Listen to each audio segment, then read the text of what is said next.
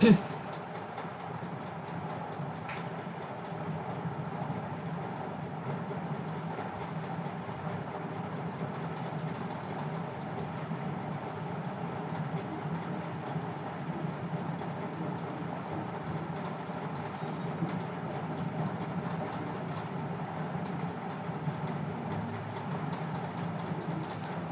evening, everyone. I'm starting the class very soon.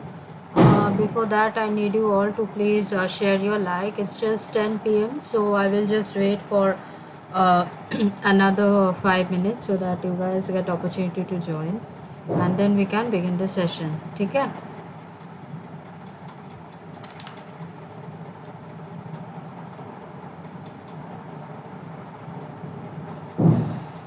Okay. Please join fast. আর যারা যারা join করছো please একটু like দিয়ে যাও। Although this is for the SSC CGL এখানে দেয়া আছে, আজকে কিন্তু একটু ম্যারাথন সেশন হবে। Also I would like to inform you that this will be the total revision of your modern India. তো দ্য ফার্স্ট পার্টে আমরা বেসিক্যালি ইন্ডিয়ান ন্যাশনাল মুভমেন্টের আগে অবধি করবো, and in the second part maybe ওটা 30 না 31 তারিখ আছে, ওদিন আমরা টিল ইন্ডিপেন্ডেন্স করবো। পোস্ট ইন্ডিপেন্ডেন্স ইন্ডিয়া আমি অলরেডি তোমাদের স্টার্ট করে দিয়েছি, most probably 4-5টা ক্লাসও নিয়েছি। So the sixth part of the class will be held somewhere between 29th or 30th. All right? Okay. তাড়াতাড়ি জয়েন করো।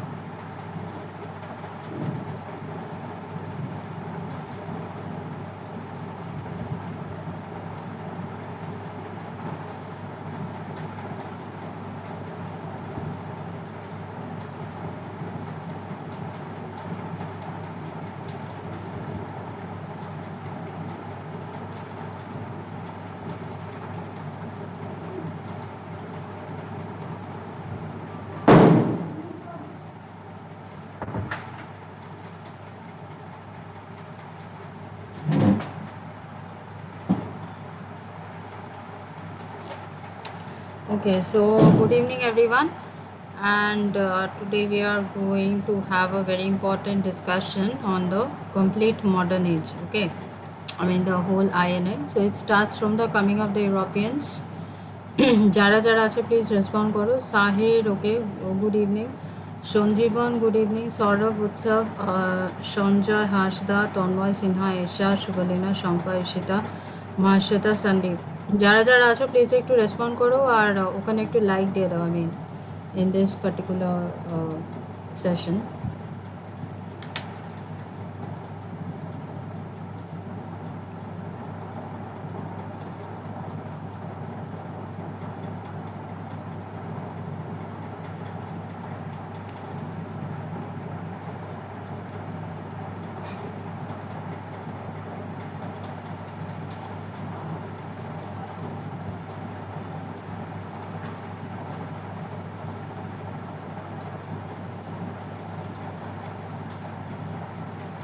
সবাই লাইক দিয়েছো কি? ওকে, মহাশ্বেতার পরে সন্দীপ, অরিগ্নো, স্বরূপ, অভিপসা, প্রদীপ্ত। ওকে, only 16 people have joined. Like seriously, এত বলার পরেও তোমাদের যে কি বলবো, I have no idea seriously.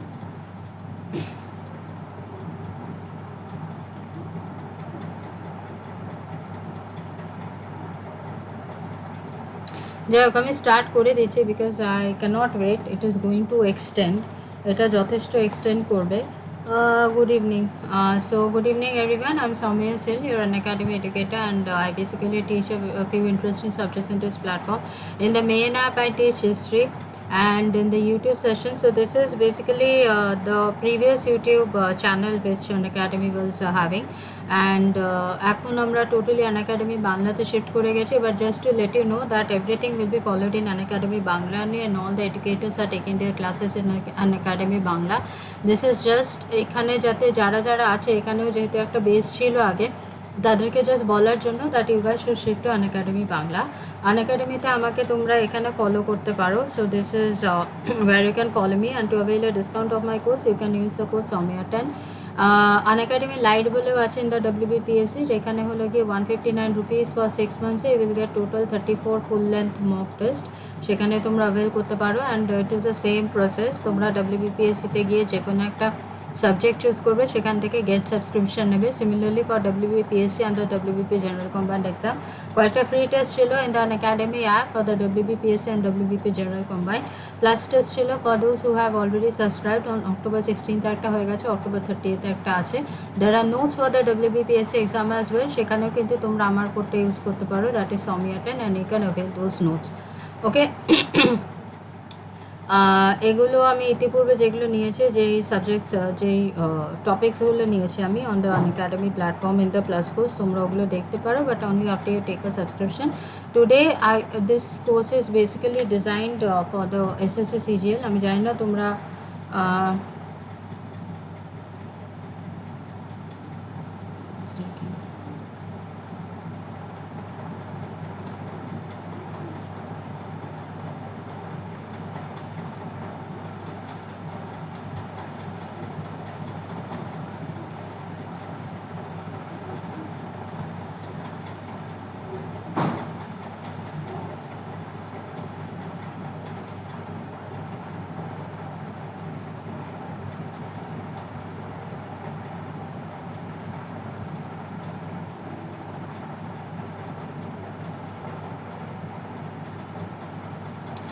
Okay.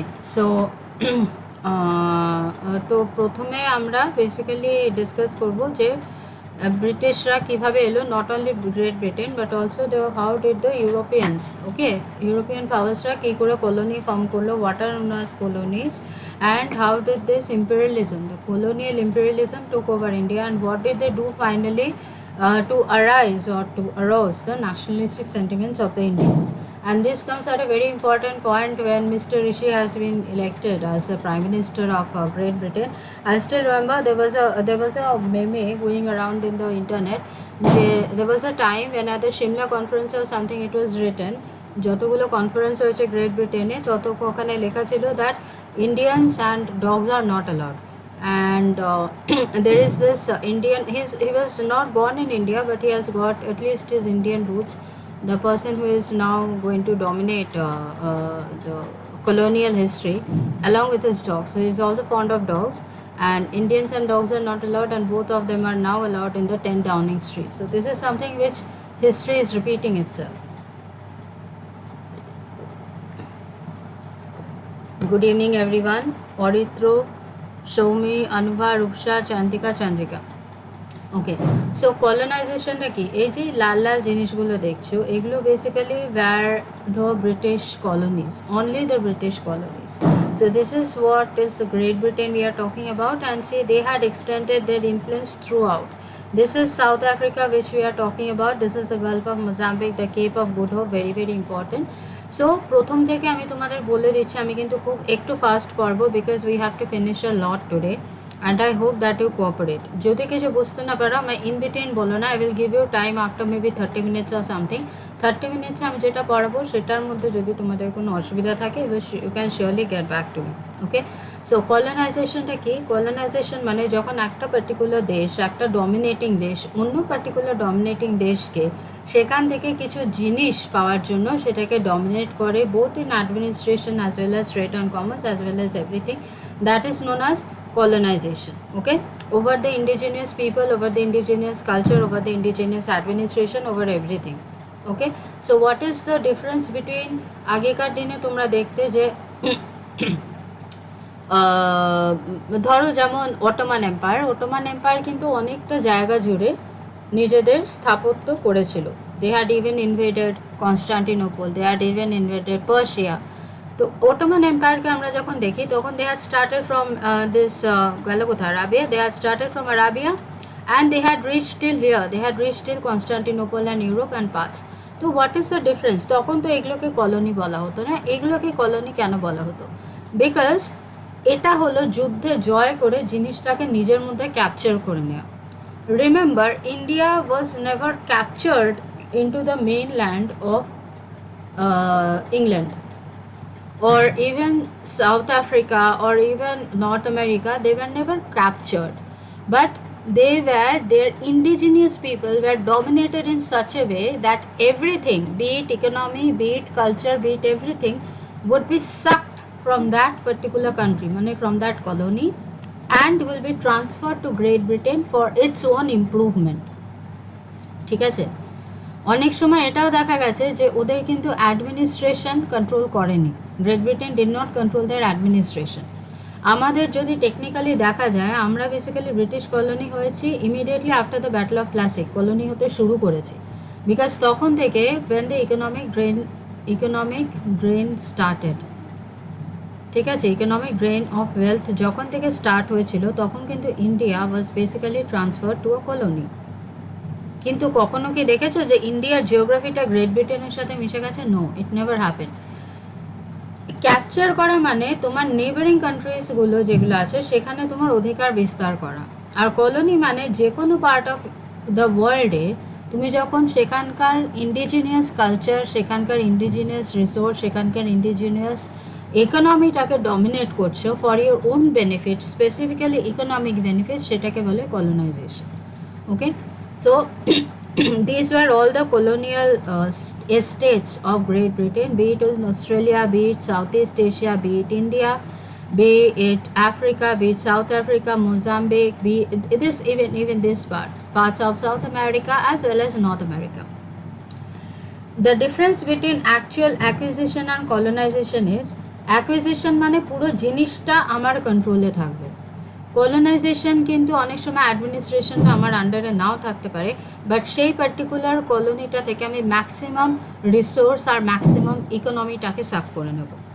Main objectives কী কী হতে পারে? To increase the companies profits, to enhance the profitability of Indian positions of great Britain, to maintain and strengthen the British hold of India. কোথাও কিন্তু লেখা নেই ওদের total এবার অ্যাডমিনিস্ট্রেশনটাকে control করতে হতেই পারে. যখন কি হলো, যখন দেখো যদি sepoy mutiny is considered of 1857, why it is considered to be a watershed movement? It is considered to be a watershed movement কারণ এটা যদি না হতো, হতে পারতো যে British East India Company still কিন্তু থেকে যেত. ইস্ট ইন্ডিয়া কোম্পানি যে টোটালি ডেমলিশ হয়ে যেত কিনা এটা কিন্তু আমরা বলতে পারছি না. কিন্তু যেহেতু এটা 1857 অলরেডি হয়ে গেছে, and it totally went under the British crown, and India totally became a colonial nation. It came to be directly ruled by the Queen of England, Queen Victoria. Alright, clear? So this is the basic difference between acquisition and colonization. Acquisition A total সব কিছু হলো আমার, আর colonization এ হলো হ্যাঁ technically সব কিছু আমার, but colonization is more on the economy. এবং এটার ফান্ডামেন্টাল রিজন কি ছিল?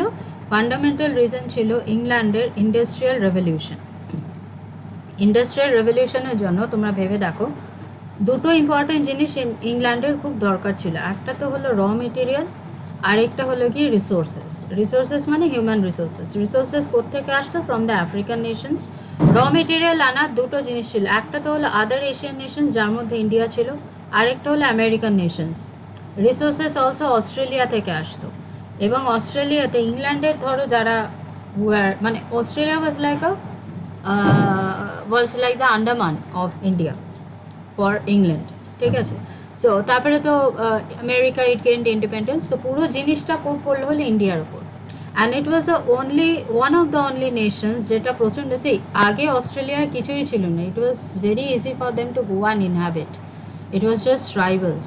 Similarly for America, India is probably the only nation যার এত একটা স্ট্রং অ্যাডমিনিস্ট্রেশন থাকা সত্ত্বেও ইংল্যান্ড এসে কিন্তু আস্তে আস্তে ক্যাপচার করে নিল। কিভাবে ক্যাপচার করেছে, কিভাবে ইয়ে করেছে, we have already discuss, but still we will just revise the process.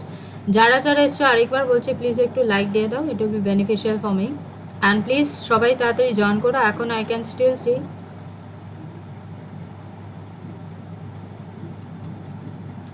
have not joined, I do not know why, but please join করে যাও।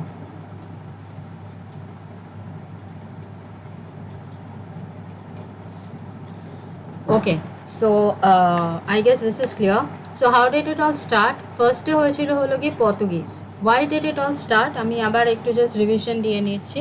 সেটা হলো যে this was basically known as the Ottoman Empire, and this is the Iberian island, this is Spain, this is Portugal, and this is Great Britain. তো এই দুটো জায়গা, এই দুটোই চেয়েছিল এখান থেকে এসে টোটাল ইন্ডিয়া যেতে। ইন্ডিয়াতে ওরা বেসিক্যালি ক্যাপচার করতে চায়নি, ইন্ডিয়া থেকে বেসিক্যালি প্রথম ওদের যেটা রিকোয়ারমেন্ট ছিল that was spices. Why was it required? Because ওই সময় একটা তো হলো স্পেন আর পর্তুগালের ডিফারেন্ট ইন্টেনশন ছিল, আর ইংল্যান্ডের ডিফারেন্ট ইন্টেনশন ছিল, বাট যেহেতু এই জায়গাটা বন্ধ হয়ে গেছিলো, বিকজ এই জায়গাটা ইসলাম স্প্রেড করে গেছিলো, এই জায়গাটা ওটোমান এম্পায়ার এস্টাবলিশ হয়েছিল। So after the fall of Constantinople it was conquered by the Ottoman Turks, and they were not allowing the Christians to pass their nation, to pass their territory, not nation, their territory. And even if some Christian merchants or some English merchants were passing them, they were charging them with excessive taxes. ওই taxes দিয়ে ওদের পক্ষে যাওয়া সম্ভব ছিল না, তাই জন্য ওরা টাইম ওয়েস্ট করে বেসিক্যালি এখান থেকে এসে they were basically coming to India.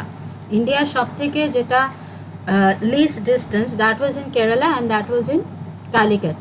কালিকাটে তখন বেসিক্যালি একটা আরবসরা যারা ওখানেও কিন্তু কালিকাটেও কিন্তু তখন প্রথমে যারা ক্রিশ্চিয়ানসরা যারা এসেছিল, that is Spain and Portugal, পর্তুগিজরা প্রথমে এসেছিল, বিকজ স্পেনের স্প্যানিশ আর্মাডা জবে থেকে ইংল্যান্ড হারিয়ে দিয়েছিল, স্পেন অনেকটা ডাউনফল হয়ে গেছিলো এবং পর্তুগালরা অনেকটা বেড়েছিল, plus Portuguese were daring adventurous, so that's why they were able to take that risk যেটা স্পেন নিতে পারেনি।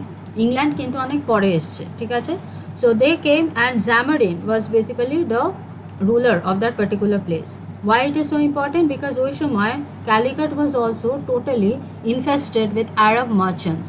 আরাবিয়া থেকে দেখো এখানে Africa, and this is we have the Arabia. Arabia থেকে just টুই করে এখানে খুব ইজিলি চলে আসতে পারবে। The least distance would be covered by sea by Arabia, and it was very easy for them. Almost এটা 10 ভাগের 1 ভাগ টাইম লাগতো to come from Arabia to India.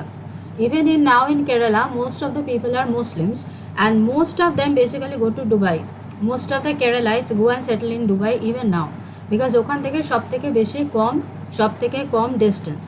এবার ওরা যখন এলো, এই যখন ক্রিশ্চিয়ানরা যখন এলো, দে অলসো স ওভার দেয়ার যে এখনও এখানে ইন্ডিয়াতেও মুসলিম রাজ, এবং ক্যালিকাটেও it is totally infested with Islam. ক্রিশ্চিয়ানদের আগেই একটা রাগ ছিল, যেহেতু Constantinople was basically a Christian country, ওরা অলরেডি মুসলিমসরা নিয়েছিল।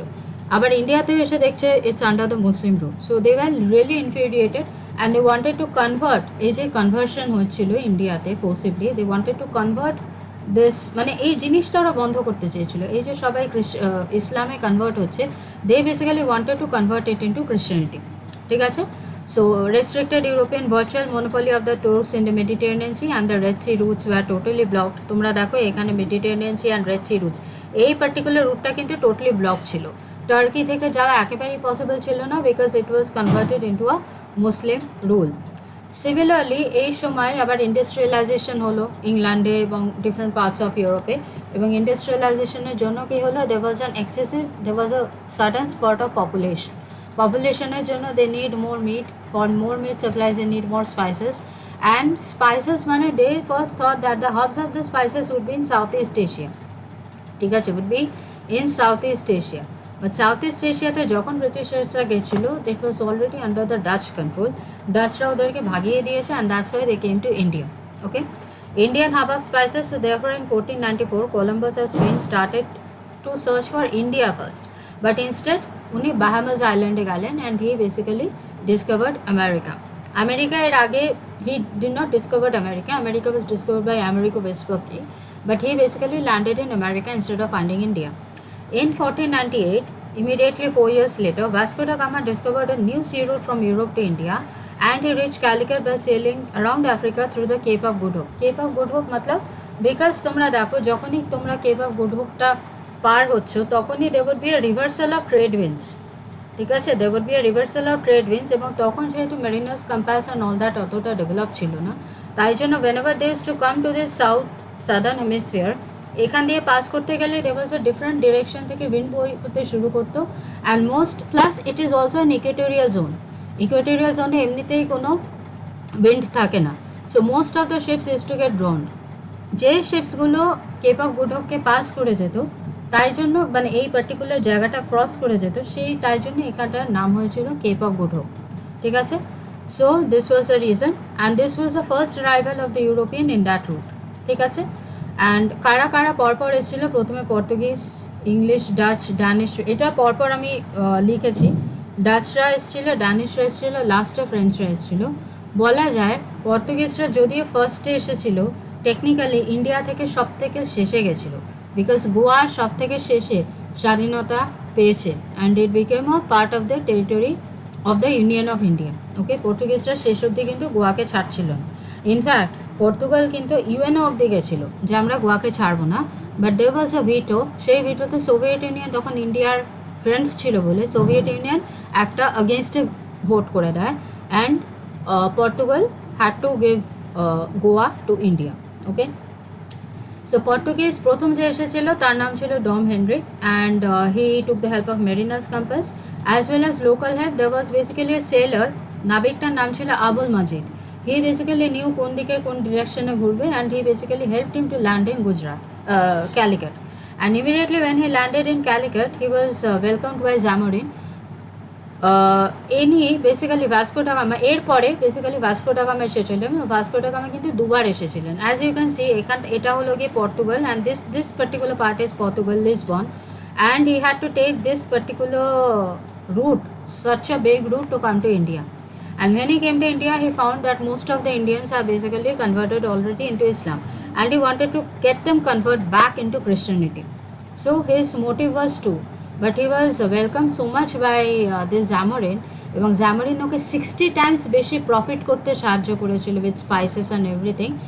এবং ভাস্কো ডা গামা আরেকটা জিনিস মনে রাখবে, দুবার এসেছিল। So first he came in 1498 on the 20th of May. Ruler of Calicut was Zamorin. Zamorin allowed him to trade and took pepper and drugs along with him, which was 60 times than the profit of the entire expedition. Vasco da Gama set up a factory at Candanur, Calicut and Cochin. 3 C, always remember 3C, which eventually became very important trading center of the Portuguese. যতদিন না ওরা চলে গেছে। First Portuguese port was established in Cochin, that was in 1503. ঠিক আছে, এরপরে হলো গিয়ে ইম্পর্টেন্ট পর্তুগিজ পোস্টগুলো তোমরা দেখে নাও। We had got Saint Maria, we had got Candanur, Calicut, Cochin, Quilon. These were the most important ports. Most of them were basically on the western coast of India only. ওরা কিন্তু basically এইদিকে যায়নি। দুটো জিনিস ছিল, একটা তো হলো পর্তুগিজরা মোস্টলি প্রফিটসের জন্য ইন্ডিয়াতে এসেছিল, Secondly, they had no interest in the administration of India. Thirdly, Portuguese were basically a pirate kind of group. তো ওদের কাছে সব থেকে বেশি প্রফিটটা নেয়াই হলো ইম্পর্টেন্ট ছিল, আর বিশেষ কিছু না, ঠিক আছে? So rise of the Portuguese power in India, these are very very important. 1505 Francisco de Almeida was appointed as the first Portuguese governor throughout India, and he was the proprietor of the Blue Water Insurance Policy. Blue Water Insurance Policy মানে dominating the whole of Arabian Sea. 1505 St. Angelo Fort in Cochin, সেটা already আমি বলেছি. Defeat of the combined fleet of Gujarat, Egypt and Zamorin by the Portuguese. এবার কি দেখো তোমরা, এখানে একটা জিনিস দেখো, Zamorin initially helped Portuguese, but finally why did it turn against? Because Portuguese-রা এক নম্বর তো ইন্ডিয়ানসদের র্যাপিড কনভার্সন করছিল to Christianity, forceful conversion, plus they were basically pirate, ওরা যেখানে সেখানে লোকজনদের ডাকায়াতি করছিল, লোকাল পিপলদের. তো obviously local people were going to the ruler and Zamorin got infuriated. তখনও কী করলো ওরা, যারা লোকাল রুলার্স ছিল like the Gujarat he was a Muslim, Egypt থেকে এসেছিল বিকজ ইজিপ্ট ওখান থেকে খুব কাছে ছিল, all of them got together and they attacked the Portuguese, but still because Portuguese were masters in the sea, that's why they were able to defeat them. Alfonso de Albuquerque, that was 1510 to 15, 5 বছর ছিল. Very important achievement, he had captured Goa from the Sultan of Bijapur and Goa became the capital of Portuguese settlements in India. Very very significant till the independence of India, and even after independence till 1987 Goa was still a part of Portuguese, ঠিক আছে? And in not till 1987, till 1987 it was an Indian territory. তারপরে it got separated from Daman and Diu and formed an integral part of India. Abolished sati in his area of dominion, ঠিক আছে? This is something very important which he did. Nino de Kunha, he acquired Diu and Basen from Bahadur Shah of Gujarat. Diu and Basen কিন্তু আগে মারাঠাসের আন্ডারে ছিল, তারপরে গুজরাট মুসলিমসরা ওটা নিয়ে নেয়. Portuguese settlement abolished at Daman, Salsette and Bombay on the western coast. Santron near Madras, Santhom হবে, Nagapattinam in Andhra Pradesh, and Hugli, এই প্রথম পর্তুগিজরা হুগলিতে এলো, এবং পর্তুগিজের হুগলি থেকে কারা ভাগিয়েছিল? Shahjahan in 1633 and 1631 by Aurangzeb, ঠিক আছে? So এগুলো হলো যে these were all the Portuguese settlements in India. East কোস্টে শুধু একটাই ছিল, that was in Chandannagar, and west কোস্টে মোটামুটি অনেকটাই কিন্তু পর্তুগিজের আন্ডারে ছিল, specifically Bombay and Kerala, okay? আর ফাইনাল, আচ্ছা কেন ওরা ছেড়ে চলে গেল? একটা হলো দে ওয়ার মোর লিওর্ড উইথ মানি, ওরা সাউথ আমেরিকাতে দেখলো তখন silver and gold mines were established and they went. This is one reason, and it was a very small country to maintain the huge burden of any trading colony under in a very far off sea, ঠিক আছে? খুবই ছোট country ছিল, ইংল্যান্ডের মানে প্রায় 1/10 বা 1/15 part ছিল. Basically they were sea pirates, negative impact on the local rulers, কোনো লোকাল রুলার্স কিন্তু ওদের সাহায্য করেনি. Rise of other trading powers like English, French and Dutch, যারা পর্তুগিজের থেকে অ্যাডমিনিস্ট্রেটিভ দিক থেকে অনেক ডেভেলপ ছিল. And Dutch also expelled the Portuguese from most parts of India. 1603 and 39 Goa was blocked by the Dutch fleets. Goa was the capital of the Portuguese settlements in India. Goa basically ওদের ওখান থেকে kind of চলে গেছিল. Final observation হলো with the end of the British rule and ফ্রেঞ্চরা তো খুব easily settlements hand করে দিয়েছে, তো ইন্ডিয়া অবভিয়াসলি ওয়ান্টেড যে পর্তুগিজ সেটেলমেন্টস যেগুলো আছে সেগুলো হ্যান্ড ওভার হবে, বাট পর্তুগিজ দিতে চাইছিল না. 61 however, Dadra and Nagar Haveli were incorporated into India, but Portugal rejected India's demands for cessation of the remaining holdings, mane Goa. 61 of 18 December, Indian forces invaded Goa, Daman and Diu. Portuguese India ceased to exist in the following day with the end of active resistance to Indian rule. Similarly, they went to Indian United Nations, but ওখানে একটা Soviet veto তে they were forced to hand over the other settlements to India. And in 1987, Goa was separated from Indian territory and made the 25th state of India. Dutch factory was established in 1602. Important Dutch settlement was in Surat in 1616 and Bengal in 1627. Dutch settlements প্রথমে established হয়েছিল at Masulipatam. পড়ো না clear, please leave. At Masulipatam, Karaikal, Nagapattinam, Pulikat, এত কিছু মনে রাখতে হবে না, just remember Masulipatam, okay? And a very important point and interest of Dutch was the dyed cotton. যে dyed cotton textiles যেগুলো আছে সেগুলো কিন্তু ডাচ থেকে সাউথ ইস্ট এশিয়াতে যেত. This is very important, south east এশিয়াতে যেত. আরেকটা ইম্পর্টেন্ট জিনিস হলো ফার্স্ট স্টক এক্সচেঞ্জ বা স্টক যে বিক্রি করা সেগুলো কিন্তু ডাচরা প্রথমে শুরু করে. তোমরা হয়তো বেসিক্যালি হল্যান্ড ঠিক আছে, স্ক্যান্ডিনেভিয়ান কান্ট্রিজে ব্যাংকিং সিস্টেমটা কিন্তু was very very developed, and they had done the same in India as well. Main center of Dutch was Pulicat, and later it was replaced by Nagapattinam, and it focused primarily on the Coromandel coast, mane eastern coast. So Portuguese were on the western coast and Dutch were on the eastern coast. Okay, and Dutch commercial activities started to decline by the beginning of 18th century, and with the Battle of Madeira with the English in 1759 it finally came to an end. Short-sighted, please get lost. Short-sighted commercial policy was mostly based on the trade in spices. That was also a major cause of the decline of Dutch power. মানে ডাচরা basically ইন্ডিয়াতে সবসময় থাকতে আসেনি। This is A revision course, ঠিক আছে? পড়া হয়ে গেলে তাহলে আমার ক্লাসটা করতে এসো, যদি পড়া না হয় তাহলে অবভিয়াসলি তোমার মাথা ঢুকবে না, প্লিজ লিভ। এখানে আসা তুমি আর একটা কথা বলে আমি কিন্তু ব্লক করে দেবো। Then we had the French. French were the last of who came to India. ঠিক আছে, they came basically, the French East India Company was formed in 1664 with the reign of Queen Louis XIV. 1664, Louis XIV. Louis XIV was one of the most important reason যার জন্য French Revolution হয়েছিল। Louis XIV থেকে শুরু হয়েছিল, then Louis XV, and it ended with Louis XVI along with Marie Antoinette. So তখন থেকে ওদের economic ডিগ্রেডেশনটা শুরু হয়েছিল, আর তখন ওরা ইন্ডিয়ায় এসে French East India Company settle করছিল। ঠিক আছে, French establish the first factory in Surat by Francois Caron. Significant places হলো অগেন ইন ওয়েস্ট বেঙ্গল, এখনো যেটা আছে Chandannagar, and Pondicherry in the south. Dupleix was an important French governor, and ওদের এন্ড কী করে হয়, ওদের এন্ড হয় হলো গিয়ে battle of Wandiwash against the English East India Company 1760। Just এইটুকু মনে রাখো, ঠিক আছে, just for the revision.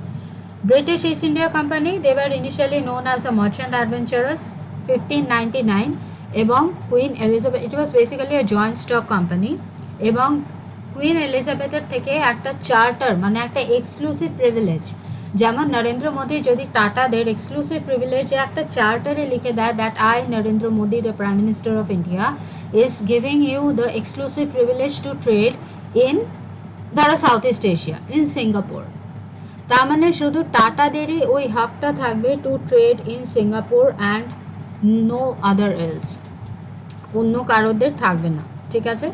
So that happened by Queen Elizabeth in 31st of December, that was basically the new year 1600, and she herself, this was very important, she herself was also a shareholder in the East India Company. তখন আকবর এসেছিল, এবং জানো কারা কারা এসেছিল, এখানে আমি সেগুলো আর বলছি না। Ralph Fitch and John Newbery, John Eldred, William Leeds, and there was a painter call James Story, and James Story এসে আবার পেইন্টিং নিয়ে অন্য জায়গায় বেরিয়ে পড়েছিল এটসেট্রা। জাহাঙ্গীরের সময় এসেছিল sir William Hawkins and sir Thomas Roe, and তারপরে জাহাঙ্গীরের থেকে অনেক কাকতি মিনতি করেছিল to allow them to get up settlements in India. Jahangir প্রথমে যদিও চাইছিল না যে ওদেরকে সেটেলমেন্টস দিতে, বাট গ্র্যাজুয়ালি পর্তুগিজদের ওরা হারায়, কারণ সেই সময় বেসিক্যালি ওই জায়গাটায় মানে মুঘল রুলের ওই ওয়েস্টার্ন কোস্টে পর্তুগিজদের রমরমা ছিল, আর অন্যরা কেউ ছিলেন। ওর করে হঠাৎ করে একটা নতুন পাওয়ার এসে বলবে আমাদেরও ফ্যাক্টরি খুলতে দাও, হি ক্যানট অ্যালাউ। তো তখন 1611 অ্যান্ড 1612-এ ওরা পর্তুগিজ নেভিকে ডিফিট করে at Bombay and in Surat respectively, and then Jahangir gave them the exclusive privilege of setting up factories over there. Establishment of factories of the west, east and south, এবং প্রথম factory basically কোথায় establish হয়, it happened in Surat in 1613. এটা আমি আগে পড়িয়েছি, so I am not repeating it. Okay. 1615, Sir Thomas Roe visits the court of Mughals bearing a charter from the ambassador, and he was basically an ambassador of James I, who was the king of England, and he obtains a permission from Jahangir to establish factories in several parts of India.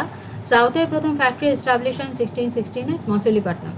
Sir Thomas Roe arrived at the port of Surat in 1615, and he again came back and he succeeded in getting an imperial farman, giving him the exclusive privilege to trade in the west coast of India. ঠিক আছে, okay.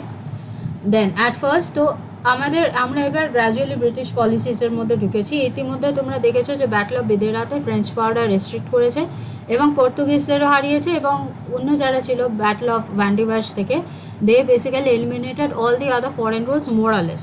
যদিও এরপরে কার্নাটিক ওয়ার্স আছে, কার্নাটিক ওয়ার্সের পরে ফ্রেঞ্চরাই শুধু বাকি ছিল, ওদেরকে একদম পত্রপাঠ বিদায় করলো। সো টিল 1700-এ ব্রিটিশদের একটা ডিফারেন্ট টাইপের স্ট্র্যাটেজি ছিল এবং 1700 এর পরে they had got a different type of strategy. Initially আমি তোমাদের যদিও পড়েছিলাম, আরেকবার রিভিশন দিয়ে নিচ্ছি। প্রথমে ওরা ফর্ম করেছিল হলো গিয়ে ফোর্টস, ঠিক আছে, সরি ফ্যাক্টরিজ। ফ্যাক্টরিজ কোথায় কোথায় ফর্ম করেছিল অলরেডি আমি বলেছি, Surat on the west coast, Machilipatnam in the south, এবং ইস্টে প্রথমে they had formed at Balasore in Orissa. প্রথমে কিন্তু কলকাতায় ফর্মেশন হয়নি। এটা হলো পার্ট 1। পার্ট 2 হলো পোর্টস, 3খানা পোর্ট যেগুলো আছে সেগুলোর ওরা প্রথমে দখল দিল, সো দ্যাট ওদের ট্রেডিং ফেসিলিটিসটা সব থেকে ভালো করে চলে। থার্ডে হলো গিয়ে ওরা ওখানে কয়েকটা ফোর্ট সৃষ্টি করলো যেখান থেকে administration was in their minds. তারপরে দে স্টার্টেড গোয়িং ইনটু ওয়ার্স। প্রথমে হলো যে ফরেন রুলগুলোকে ইয়ে করলো, এলিমিনেট করলো, তারপরে হলো ইন্ডিয়ান পাওয়ারগুলোকে এলিমিনেট করলো। ইন্ডিয়ান পাওয়ারের মধ্যে তোমরা জানো সব থেকে আগে ওরা অকুপাই করেছিল Bengal with the battle of Plassey in 1757 and the battle of Buxar in 1764, and immediately after that in 1765 with the Treaty of Allahabad they got the exclusive privilege of Diwani grants, that is getting the revenue. This was very very important. যেই টাকা চলে এলো, যখনই ওদের হাতে মানি চলে এলো, ওই মানিটাকে এনক্যাশ করে they started capturing Mysore, they started capturing Marathas, and they started forming, what did they start forming? They basically started forming borders. They started forming policies called the ring fence policy, কারণ তখন ওদের foreign পাওয়ার্সদের সাথেও কিন্তু একটা যুদ্ধ করার ব্যাপার হয়ে গেছিল। ফরেন পাওয়ার কে ছিল? ফ্রান্স। ফ্রান্স তখন চাইছিল, France was under Napoleon Bonaparte, French revolution had happened and Napoleon was the king of France and he was basically trying to invade India through Russia. ওরা যাতে সেটা না করতে পারে তাই জন্য ওরা রিং ফেন্স পলিসি করেছিল শেক এম্পায়ারে। Immediately after the death of Napoleon এবং যখন ফ্রান্সের ভয়টা এলিমিনেট হয়ে যায় তখন ওরা শেক পাওয়ারটাকেও নিয়ে নিল। তারপরে ওরা ফ্রন্টিয়ার্সের দিকে, ঠিক আছে, this part, so naturally capture of Sindh happened, এবং এই পার্টগুলো happened for commercial activities, capture of Nepal, battle with Bhutan, as well as this part, ঠিক আছে। This is the reason why they form, মানে মাঝখানের ব্রিটিশ এম্পায়ার তো সৃষ্টি হয়ে গেছিলো, ফ্রন্টিয়ারদের থেকেও, that is capture of Sindh and Nepal and Bhutan ওয়ার্সের থেকে they basically as well as Malaya বার্মার সাথে ওদের ওয়ার্স ছিল, অ্যান্ড এগুলো করে ওদের একটা defined boundary of the British empire in India they formed. এবং যখনই এই ডিফাইন্ড বাউন্ডারিটা হয়ে গেল তারপরে what did they start? They started entering into the administrative policies of India. প্রথম অ্যাডমিনিস্ট্রেটিভ পলিসি যেখানে ওরা এন্টার করলো that was a land revenue policy. এবং তোমরা জানো 3 ধরনের ল্যান্ড রেভিনিউ ওরা প্রণয়ন করেছিল, একটা হলো পার্মানেন্ট সেটেলমেন্ট, একটা হলো রথওয়ারি সেটেলমেন্ট ইন দ্য সাউথ, আর একটা হলো মালবাড়ি সেটেলমেন্ট ইন দ্য নর্থ। এরকম করে finally started the economic drain of India, social drain of India, and different types of calamities, famines, etc., which eventually led to the Sepoy Mutiny in 1857. That is also considered to be a watershed period because after that East India Company as a commercial entity stopped to exist and the whole structure of India went in the control of Queen Elizabeth of England. Okay, এই অবধি এবার বলো এই অবধি কারোর কি problem আছে কি না আছে, এক্সেপ্টিং এই দিস ফেলো, এই অবধি কারোর কোনো প্রবলেম থাকলে বলো।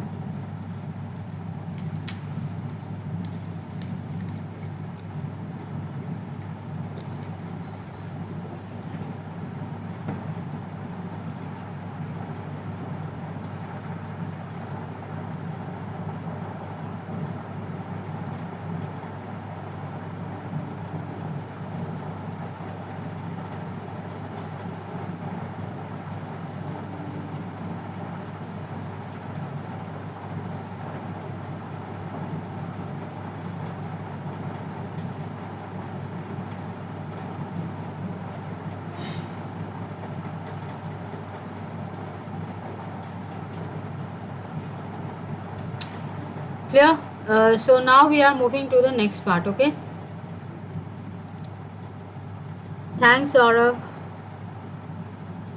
একটু মন দিয়ে বোঝো, একটু কনসেন্ট্রেশন দিয়ে বোঝো, দেখবে ঠিক বুঝতে পারবে।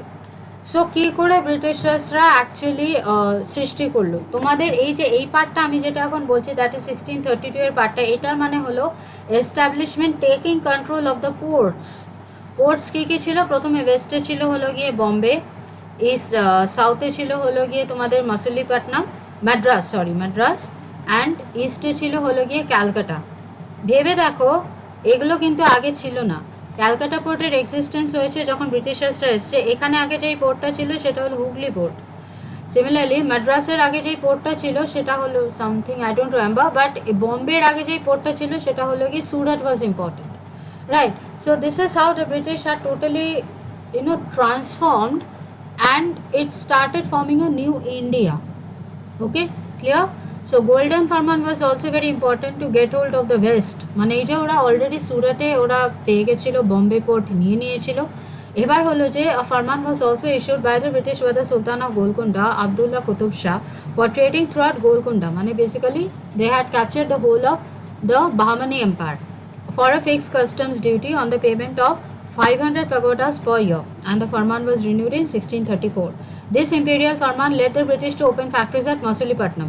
তোমাদের আগে বলেছি the first factory that the British opened in the south was Masulipatam. তাহলে সাউথ ক্যাপচার হয়ে গেল। এর আগে ওয়েস্ট ক্যাপচার হয়ে গেছিল বিকজ মুঘলসরা অলরেডি ওদের বম্বে অ্যান্ড সুরাটে ইয়ে খোলার পারমিশন দিয়ে দিয়েছিল। Eastern branch of the factory was in Balasore and Hariharpur in Orissa. এ ভাই এরা কোত্থেকে আসে, মানে কেন আসে?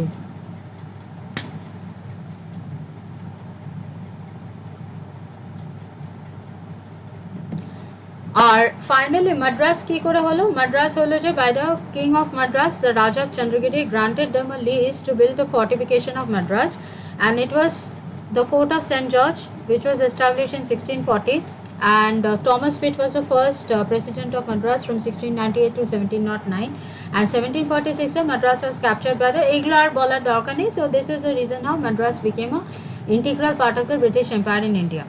Factories of Bengal and factories in Bombay, এটা জাস্ট একবার রিডিং দিয়ে যাচ্ছি। 1651 নবাব সুজাউদ্দিন অফ বেঙ্গল, তখনও কিন্তু সিরাজউদ্দৌলা আসেনি, nawab Shujauddin of Bengal granted the right to carry out trade on payment of a fixed duty, যেটা ওরা জীবনেও দিত না। British established a first factory in Bengal at Hooghly, not in Calcutta. 1667 Mughal empire Aurangzeb থেকে ওরা একটা রয়্যাল ফারমান নিল। 1691 কোম্পানি প্রথমে grant them the free trading licence, এখান থেকেই ঝামেলাটা শুরু। 1691 থেকে সিরাজউদ্দৌলা যখন হয়েছিলেন, এই যে দস্তকটা ছিল, দস্তক মানে হলো ফ্রি ট্রেডিং লাইসেন্স, শুধু কাস্টমস ডিউটি, তখনও কিন্তু এক্সাইজ ছিল না, অ্যালকোহলের ওপর ওরমভাবে কোনো ডিউটি ছিল না। কাস্টমস ডিউটির বাবদ ব্রিটিশের একটা ফিক্সড অ্যামাউন্ট দিতে হতো, but that was for private trade, for commercial trade ওটা ফ্রি ছিল। ব্রিটিশার্সরা কী করছিল, ওদের প্রাইভেট ট্রেডের জন্য ফ্রিতে ইচ্ছে করে করছিল। এবার প্রাইভেট ট্রেডের জন্য যদি ফ্রিতে ওরা বিজনেস করে, তাহলে আমাদের যারা ইন্ডিয়ান মার্চেন্টস তারা তো খুব মার খাবে। সো ইন্ডিয়ান মার্চেন্টসরা সিরাজউদ্দৌলার কাছে গেল and he try to take action. সেই সময় ব্রিটিশার্সরা কী করছিল, ফর্টিফিকেশনস করছিল of that Calcutta fort.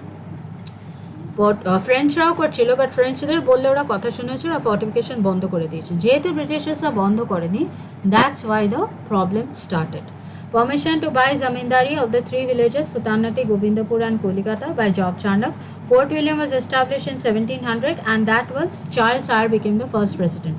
Similarly, Bombay te Gerald Ondier was the first governor of Bombay. 1687 English East India Company replaced its headquarters from Surat to Bombay. তার মানে দেখো সুরাটে কিন্তু প্রথম ফ্যাক্টরি was established 1613, ঠিক আছে, and it got shifted to Bombay because Bombay had got more advantage. Hooghly থেকে east shifted to Calcutta because Calcutta was more close to the sea and it had got more advantage. 1717 they got the royal farman, imperial farman by Farrukh Shah. That was a major mistake. Farrukh Shah একটা, you know what was the reason behind it, and he granted them the imperial farman to যে কোনো জায়গায় মুঘল এম্পায়ারের যে কোনো জায়গায় they can carry out this trade, ঠিক আছে। So this is known as a Magna Carta by Englishman John Surman. He obtained the right to reside and trade in the Mughal Empire and যে কোনো জায়গায় of the Mughal suburb Bengal, Bihar and Orissa, excepting for a yearly payment of 3,000 rupees. ঠিক আছে, reasonটা I am not explaining further. Company was also permitted to mint its own coins. This is something very very important. এবার হলো যে এবার দেখো Faruk share মানে তো Mughal empire ছিল একদম head, Bengal was just a part of it. যদিও বেঙ্গল টোটালি ইন্ডিপেন্ডেন্ট ছিল এবং সব কিছু নিজে নিজেই করতো, বাট এখানেই nawabs of Bengal however shows scant regard for this imperial firm, ওরা কিন্তু এসব অ্যালাউ করতো।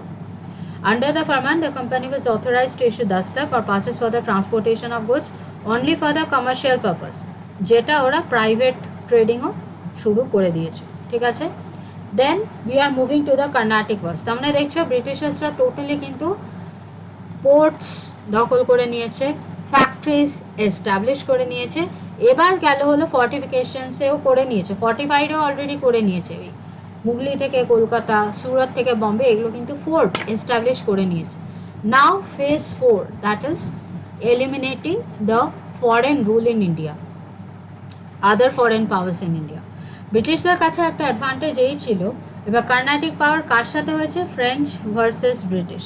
ব্রিটিশদের কাছে একটা অ্যাডভান্টেজ এই ছিল যে কুইন ভিক্টোরিয়া বা কুইন এলিজাবেথ, যখন কুইন এলিজাবেথের শেষের দিক ছিল, or whatever was the royal this thing of Great Britain by administration, it was, one second,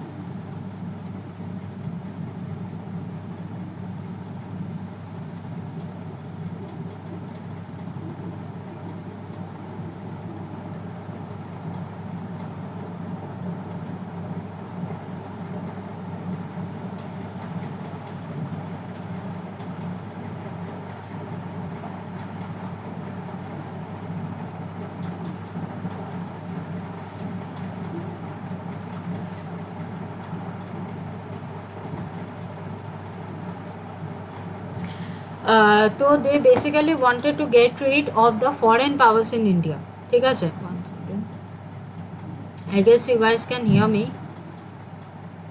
sorry একটু কানেক্টিভিটির প্রবলেম হচ্ছিল।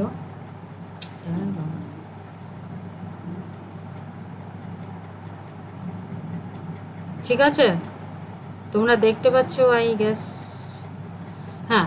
So what did they do is, Karnataka region was basically, হ্যাঁ ব্রিটিশের যেটা অ্যাডভান্টেজ ছিল সেই অ্যাডভান্টেজটা হলো যে ওদের যারা অ্যাডমিনিস্ট্রেশন ছিল তারা ব্রিটিশদের টোটাল ফ্রিডম দিয়েছিল, whereas ফ্রেঞ্চদের একেবারেই ফ্রিডম দেয়নি, ওদের ছোট ছোট জিনিসের জন্য ওদের অ্যাডমিনিস্ট্রেশনের কাছে হাত পাততে হতো, তাও ওদের অ্যাডমিনিস্ট্রেশন অনেক পরে ওদের ইয়ে দিত। ফ্রেঞ্চ রেভলিউশনটা অ্যাকচুয়ালি কি হয়েছিল জানো, because their administration was not connected to the people, whereas on the other hand দেখবে গ্রেট ব্রিটেনে কোনো রেভলিউশন হয়নি আজ অব্দি, যদিও ওরা সব থেকে মানে জাদ্রেল টাইপের power that ever had exist in the rule of the world, but because they were very much connected with the people. Okay, so Carnatic region মানে হলো, দেখো এই পার্টটা হলো গিয়ে কর্ণাটিক, খুব ইজিলি দেওয়া আছে। So it started from this part and it ended in this part, কনসিস্টেড of parts of Andhra Pradesh as well as Tamil Nadu present. এবং এই পার্টটা হলো প্রচণ্ড ইম্পর্টেন্ট ছিল, বিকজ অলরেডি নর্দার্ন সিরকাসরা ব্রিটিশরা নিয়ে নিয়েছিল and Carnatic was not within their control. তো Carnatic was for a series of military conflicts in the middle of the 18th century. কিসের জন্য শুরু হয়েছিল, বিকজ ইউরোপে অস্ট্রিয়ান ওয়ার অফ সাকসেশন শুরু হয়েছিল, অস্ট্রিয়াতে কে রাজা হবে বা কে প্রজা হবে সেটা নিয়ে হোল ইউরোপ দুভাগে ভাগ হয়ে গেছিল। So let's talk about that first. France, Russia, Spain and Sweden, Britain, Russia, Dutch and the Habsburg monarchy. এবং এই পুরো জিনিসটা এমন একটা জায়গায় গেছিল যে ব্রিটেন অ্যান্ড ফ্রান্স যেখানে যেখানে কলোনি এস্টাবলিশ করেছিল সেখানেও ঝামেলা স্টার্ট হয়ে গেছিল, ঠিক আছে। So three Carnatic wars were fought between 1746 and 1763. Immediate regent was Austrian war of succession and the historic rivalry between the French and the British. এটার মধ্যে যেটা হয়েছিল, ব্রিটিশ বা ফ্রেঞ্চদের অ্যাডভান্টেজ নিয়েছিল that there was a power void in south, ওই power ভয়েডটাকে fill up করার চেষ্টা করছিল both French and the British. And what did they do, they basically sided with the local rulers, with few local rulers the British sided, with other local ruler the French sided, and they started carrying out war with each other. Local rulers এর কেন support দরকার ছিল, because of the army and the resources, okay, and the money. So British and French East India Company competed on land for the control of their respective commercial centers at Madras, Pondicherry and Cuddalore, while French and British naval troops fought off the coast. That was in Europe. And তারপরে most of Europe's leading countries were in a battle over Maria Theresa's succession. এটা already আমি তোমাদের পড়িয়েছি, এবং এভাবে দুভাগে Europe ভাগ হয়ে গেছিল। And the Treaty of Aix-la-Chapelle, also called the Treaty of Aachen, ended the, I guess this is in Germany. Aix-la-Chapelle is in Germany, so far as Aachen is in Germany. This is, I am very sure. Germany was basically a neutral nation. দেখবে সব জায়গায় একটা ওয়ারের পরে, what the fuck, কারা কারা সব আসছে বলো তো। মানে অদ্ভুত তো। তো যাই হোক, so this treaty effectively ended the first Carnatic war and duplex French army overcame the British and took Madras. প্রথমে কিন্তু এটা, this is very significant to mention, প্রথমে কিন্তু ফ্রেঞ্চরাই সাকসেস পেয়েছিল, বাট যেহেতু ইউরোপে ইংল্যান্ডের টিম জিতে গেছিল, তাই জন্য ইংল্যান্ড মাদ্রাস ফ্রেঞ্চের থেকে নিয়ে নেয়। যদি ইংল্যান্ডে ইউরোপে মানে সরি যদি ইউরোপে ইংল্যান্ডের টিম না জিততো, তাহলে কিন্তু the things or the situations here would have been really different. ঠিক আছে, এই অবধি সবাই বুঝেছো? কারা কারা সব আসছে আজকে বিরক্ত করতে, god no, seriously.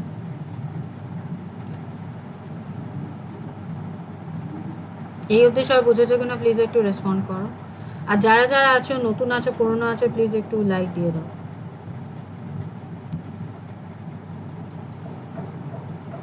Okay, clear? Then these were the wars. আমি জাস্ট একবার রিভিশন দিয়ে যাচ্ছি। First Carnatic war, that happened because of the Austrian war of succession. Counter পার্টসগুলো যেগুলো তোমরা দেখে নেবে, end of the war happened with the treaty of অ্যাক্সেসাপে অ্যান্ড মাদ্রাস যদিও ফ্রেঞ্চরা প্রথম নিয়ে নিয়েছিল, but it was restored to the British. এটা prove the French success in India initially. Significant small discipline আছে, ইংলিশরা কিন্তু অনেক ছোট ছিল, বাট ইংলিশদের ব্রিটিশ গ্রেট ব্রিটেনের অ্যাকচুয়ালি ইন্ডিয়াতে সাকসিড হওয়ার one very important reason is discipline. They were very disciplined and Britishers were also the queen of the navy, so obviously naval force was very very important. Second Carnatic war happened from 1749 to 54.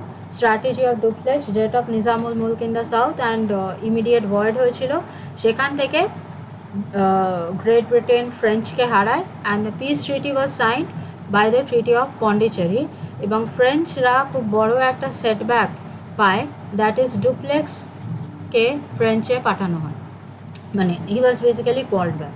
ঠিক আছে, এবং সেখান থেকে that is the starting of the British success in India.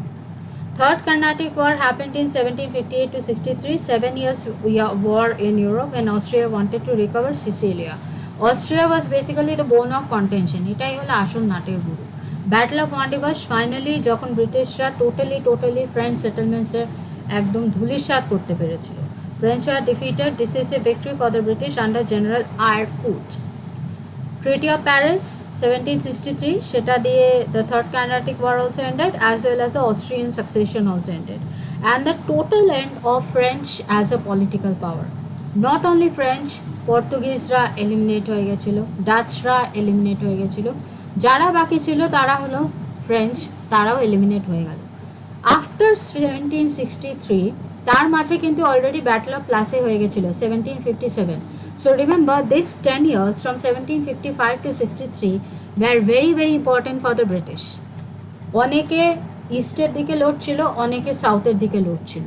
ঠিক আছে, now the map of the Carnatic, the battle of Wandiwash already আমি বলে দিয়েছি, আমি আর বলছি না। So this total whole thing came under the British rule, very very important. একটা তো হলো এই জায়গাটা বেশ ফার্টাইল, একটা হলো এই জায়গায় সব পোর্টসগুলো ব্রিটিশের আন্ডারে চলে গেল। ঠিক আছে, এরপর হলো যে the treaty of Paris, why did it happen and what was the significance, I have already told you. Now they were able to concentrate their power in the Indian rulers. আর কিসের জন্য ওরা জিতেছিল? একটা হলো lesser government control, independent decision, superior British navy and English are three important places, Calcutta, Bombay and Madras. এই তিনটেই দেখো metropolitan cities of India. Most important three places were the British rule. ব্রিটিশের কাছে বেশি টাকা ছিল। সবথেকে ইম্পর্টেন্ট 1763 এর আগে 1757-এ পুরো বেঙ্গল ট্রেজারি ব্রিটিশরা লুট করে নিয়েছিল। So they had manpower, they had money, they had superior navy, they had better discipline and they had the full support from the English government. কোনোটাই কিন্তু ফ্রান্সের ছিল না। ঠিক আছে, নাও এবার হলো যে গলা ব্যথা হয়ে গেল আমার।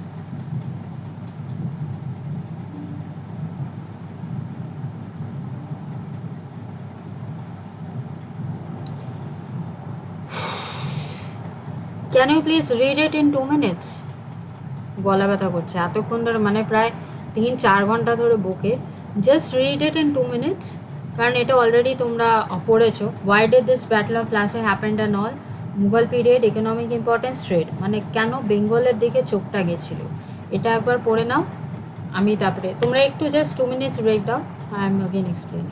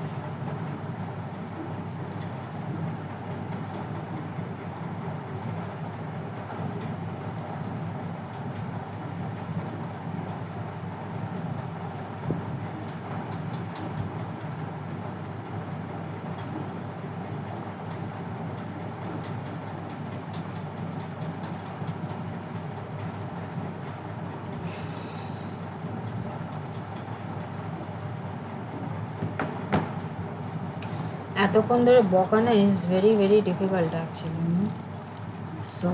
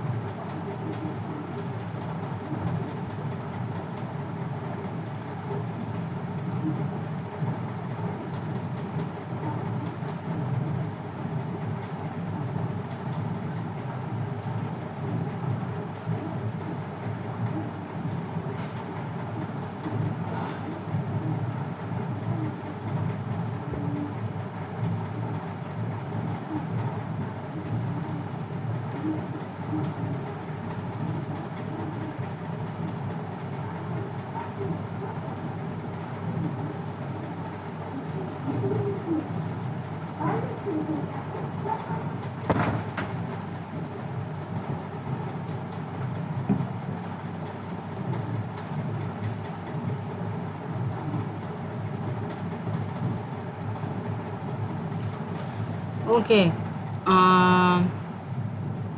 সো আই গেস পড়ে নিয়েছো সবাই, ডান, ফাইন। সো আমি জাস্ট একটা পার্ট ইয়ে করছি, সেটা হলো যে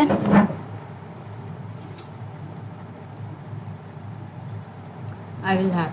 So reasons, what were the basic reasons for annexing Bengal? একটা তো হলো it was more fertile and agriculturally developed, তোমরা তো জানো সোনার Bangla, Bengal was the richest Subha, plus Bengal Orissa যে ট্রায়াঙ্গেলটা ছিল, বেঙ্গল বিহার উড়িষ্যার একটা খুব বড় ট্রায়াঙ্গেল ছিল, সেটা was a major economic hub of the Mughal rule.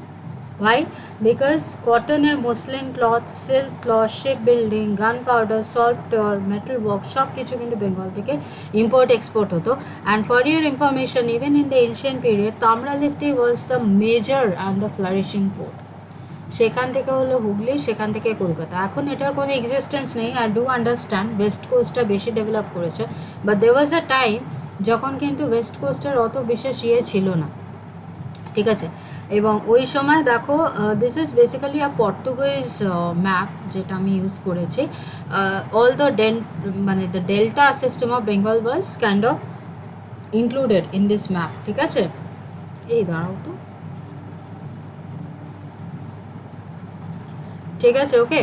And dastak to I guess you know it was meaning একটা Persian word which basically meant pass in the 18th century Bengal, আর এটার কি permission ছিল and all that I guess I have. This is basically the 17th century Ganges basin. As you can see এটা হলো, this is the Tropic of Cancer, ঠিক আছে, and this is Dhaka, this is Kolkata, this is what Kollam কি কাশিম বাজার না কি something কিছু একটা আছে, and there are many interesting places. Here we have got Bombay, okay, and here we have got Saint Maria, here we had got Kannur, Calicut, and Cochin, Quilon, okay, Cape Comorin. So এগুলো কিন্তু সব ব্রিটিশার্সরা বানিয়ে গেছিল, ঠিক আছে। These were the earliest maps that were described, ঠিক আছে। এটা হলো যে দেখো, this was a Coromandel coast and this was বিভিন্ন বিভিন্ন জায়গা, ঠিক আছে।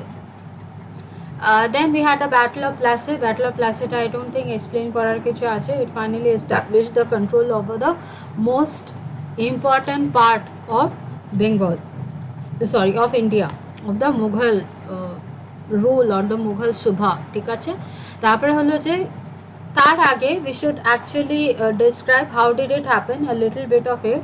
তো 16 June 1756 A Siraj arrived at the Greater Fort William along with 30,000 soldiers. এবং তোমরা জানো কোন জায়গাটা, ওই শিয়ালদার ওই পার্টিকুলার দিকটা থেকে বিবাদীবাগে এসেছিল, কারণ ওই ব্ল্যাক হোল ট্র্যাজেডি সেটা কিন্তু অ্যাকচুয়ালি যেখানে আটকে রেখেছিল সেখানে অ্যাকচুয়ালি এখন জিপিওটা হয়েছে। সো তখন বেঙ্গলের গভর্নর ছিল রজার ড্রেক, এ তো পাত্তারি গুটিয়ে পালিয়েছে, এবং হলওয়েলকে তখন বেঙ্গলে পাঠানো হলো। হলওয়েলের সাথে যারা যারা ইউরোপিয়ানস ছিল তাদেরকে সিরাজউদ্দৌলা ওখানে বন্দি করে রাখলো। অ্যান্ড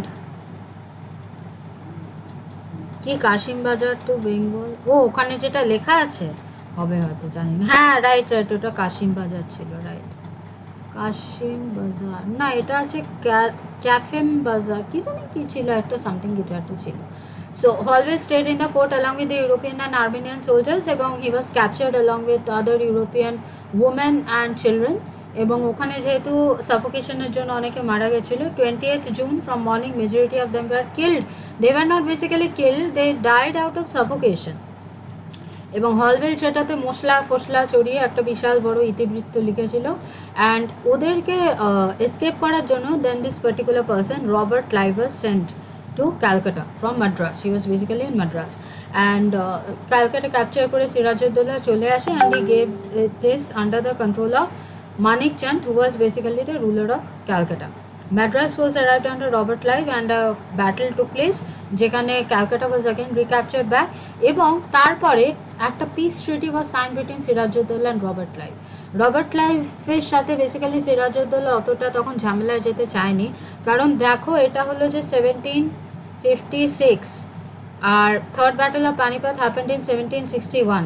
অলরেডি 1755 এর পর থেকে কিন্তু আমির শাহ আবদালির একটা ত্রাস সৃষ্টি হয়েছিল, এবং এমন একটা পরিস্থিতি সৃষ্টি হয়েছিল যে সবাই বলছিল যে আমির Shah Abdali would actually attack Bengal. তো সিরাজউদ্দৌলা অ্যাকচুয়ালি ওটা নিয়ে এতটা একটু ভয় পেয়ে গেছিলেন, সো এই ব্রিটিশের সাথে উনি আর ঝামেলায় যেতে চাননি, and basically they signed a peace treaty considering the Afghan threat in Delhi, ঠিক আছে। তারপরে হলো যে this war all the person all the people who took part in the battle of Plassey. Sirajuddaulah have already mentioned, Robert Clive he gave asylum to political opponent, এগুলো ইচ্ছে করে করতো, বদমাইশি করতো। Mir Zafar, he was the commander-in-chief of Nawab's army. Raidullah was the commander of the Nawab's army. He also did not participate. Jagat Seth was an influential banker. এই total সব মানি দিয়েছিল Robert ক্লাইভকে, এবং রবার্ট ক্লাইভ এর থেকে একটা ভুয়ো একটা দলিল সাইন করিয়ে নিয়েছিল, তারপরে ওরা টাকা ফেরত দেয়নি। এবং Umichand and Jagat Seth, both of them, দুজনেই টাকা ঢেলেছিল, তারপরে এরা দুজনেই কার্মা পেয়েছে। সেটা হলো রবার্ট ক্লাইভ টাকা নিয়ে কেটে পড়েছে, এবং ওদের যেই সাইন করিয়েছিল সেটা দেখা গেল জাল। এবং উমিচাঁদ এখনো মুর্শিদাবাদে আছে। ওটার পর থেকে উমিচাঁদকে এই মির্জাফর হি বিকেম দ্য কিং, জগৎ শেঠ আর উমিচাঁদকে দুজনকেই ওরা মেরে কেটে নদীতে ভাসিয়ে দিল। ওদের যারা সাকসেসর ছিল তারা এত গরিব হয়ে গেল that somehow they survived and most of them basically they left Murshidabad and they went to Calcutta. ঠিক আছে, সো দেন মাইসোরের দিকে, এবার কলকাতা থেকে মানে সরি বেঙ্গল থেকে পুরো টাকাটা পেয়ে দে ওয়েন্ট টু মাইসোর। মাইসোরের মেজর প্রবলেমটা যেটা ছিল সেটা হলো যে ওখানে একটা there was a clash between the ruler and Haider আলীর সময় কোনো ক্লাস ছিল না obviously. Hyder Ali actually was a power behind the throne but he never asserted himself. Second Anglo Mysore ওয়ারের সময় যখন হায়দার আলী মারা গেলেন and Tipu Sultan became the Sultan, he basically took the title of Sultan, তখন ক্লাসটা বাঁধল। Initially the ruler of Mysore যদিও হিন্দু ছিল হায়দার আলীকে কিন্তু সাপোর্ট করছিল and they were dead against the British. ব্রিটিশের দিকে তখন ওরা ঘুরে গেল যখন টিপু সুলতান এলো এবং নিজেকে সুলতান প্রোক্লেম করলো। ঠিক আছে, so Mysore Marathas attacked Mysore again in 7 এবং তখন তিনটে জিনিস ফরমেশন হলো। কি কি? একদিকে ছিল ব্রিটিশ আর ইন্ডিয়ান ফোর্সেসের মধ্যে একটা ছিল মাইসোর, একটা ছিল মারাঠাস, একটা ছিল নিজাম অফ হায়দ্রাবাদ। অনেক সময় মাইসোর অ্যান্ড নিজাম ব্রিটিশের সাইড দিত, অনেক সময় মারাঠাস আর নিজাম ব্রিটিশের সাইড দিত। তখন মোটামুটি চারটে পাওয়ার্সের মধ্যে পাওয়ারের একটা স্ট্রাগল শুরু হলো, যেখানে ফাইনালি যারা জিতলো তারা হলো ব্রিটিশ। অ্যান্ড টিপু সুলতানকে সরিয়ে Tipu died and in the fourth Anglo Mysore war Wellesley আন্ডারে 1799-এ এই আর তো কেউ ভুলভাল কমেন্ট করছে না শিলাজি, তার কি কেউ ভুলভাল কমেন্ট করছে? কে আবার ভুলভাল কমেন্ট করছে? যাদের ব্লক করা তো ব্লক করে দিয়েছি। কে বাবা, যাই হোক, সো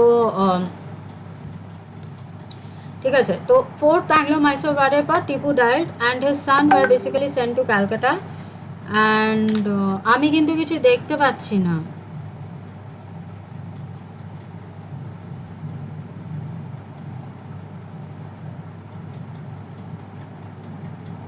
আরে এটা ব্লক করা রে বাবা, তোমরা হয়তো দেখতে পাচ্ছ, আমি একে ব্লক করে দিয়েছি যার কথা বলছি।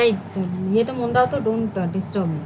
Then we had the Treaty of Seringapatam 1799. Tipu Sultan he died in the battlefield and his son were basically sent to Calcutta and Mysore কে কিন্তু ডাইরেক্ট অ্যাকুইজিশন করলো না ব্রিটিশার্সরা। মাইসোরকে বেসিক্যালি একটা সাবসিডিয়ারি অ্যালায়েন্স করে মাইসোরের হিন্দু রুলটাকে জারি রাখলো আর ব্রিটিশার্সরা ওখানে অ্যাডমিনিস্ট্রেশন আর রেভিনিউয়ের কন্ট্রোলে চলে এলো, মানে same as that of Bengal. So first French, then Bengal, then Mysore. ঠিক আছে, এরপর ওদের ইয়ে গেল হলো মারাঠাস। মারাঠাসের অ্যাকচুয়ালি ব্রিটিশরা একটা টাইমে ভয় পেত because Marathas were ruling like anything.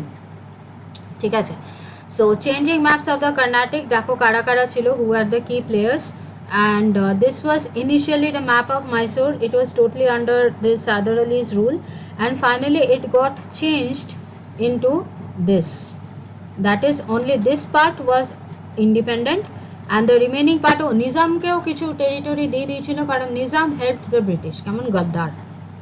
Similarly Travancore and all কেও কিছু পার্টস দিয়ে দিয়েছিল because they also helped the British.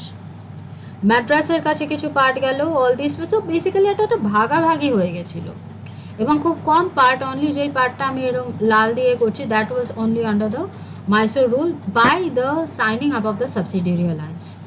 ঠিক আছে, so this war all the now we are turning our attention to the Marathas. মারাঠাসের বেসিক্যালি দেখো এই পার্টিকুলার পার্টটা ছিল আগে, তারপরে they started moving towards the north and they even took control of the Mughals. তোমরা জানো মুঘলসের রেড ফোর্টের ওপর মারাঠা ঝান্ডা লহরিয়েছিল আর তারপরে খুব তাড়াতাড়ি আবার পড়ে গেছিল আফটার দ্য থার্ড আমার মাথায় কিছু থাকছে after the battle with this Amir Shah Abdali in 1761। ঠিক আছে, সো এগুলো আমি খুব একটা ইয়ে করে যাচ্ছি না। সো ব্রিটিশরা ইনকারশন তখন স্টার্ট হয়েছিল, বেসিক্যালি রঘুনাথ রাও ব্রিটিশদের এনেছিল because there was a succession dispute.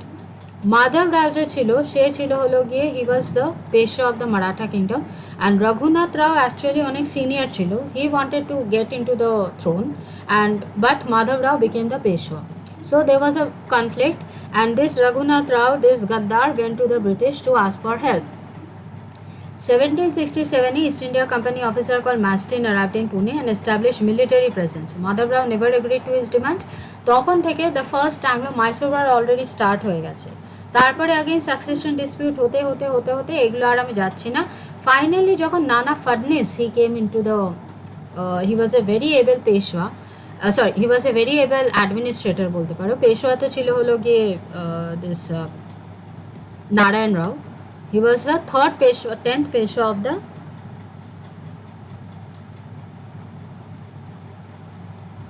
okay. So result হলো Maratha Sardars they formed এটা দরকার নেই আপাতত. তারপরে হলো যে তো Raghunath Rao he went to the British to ask for help and the British obviously they got an opportunity to get into the administration and they দেখো কেমন অদ্ভুত ওকে পেশওয়া করলো কিন্তু পেশওয়া করার পর বম্বে নিয়ে নিল and he was basically transported to Bittur. তাই জন্য নানা সাহেব এতটা রেগে গেল, right? because he was taken one second, just one second.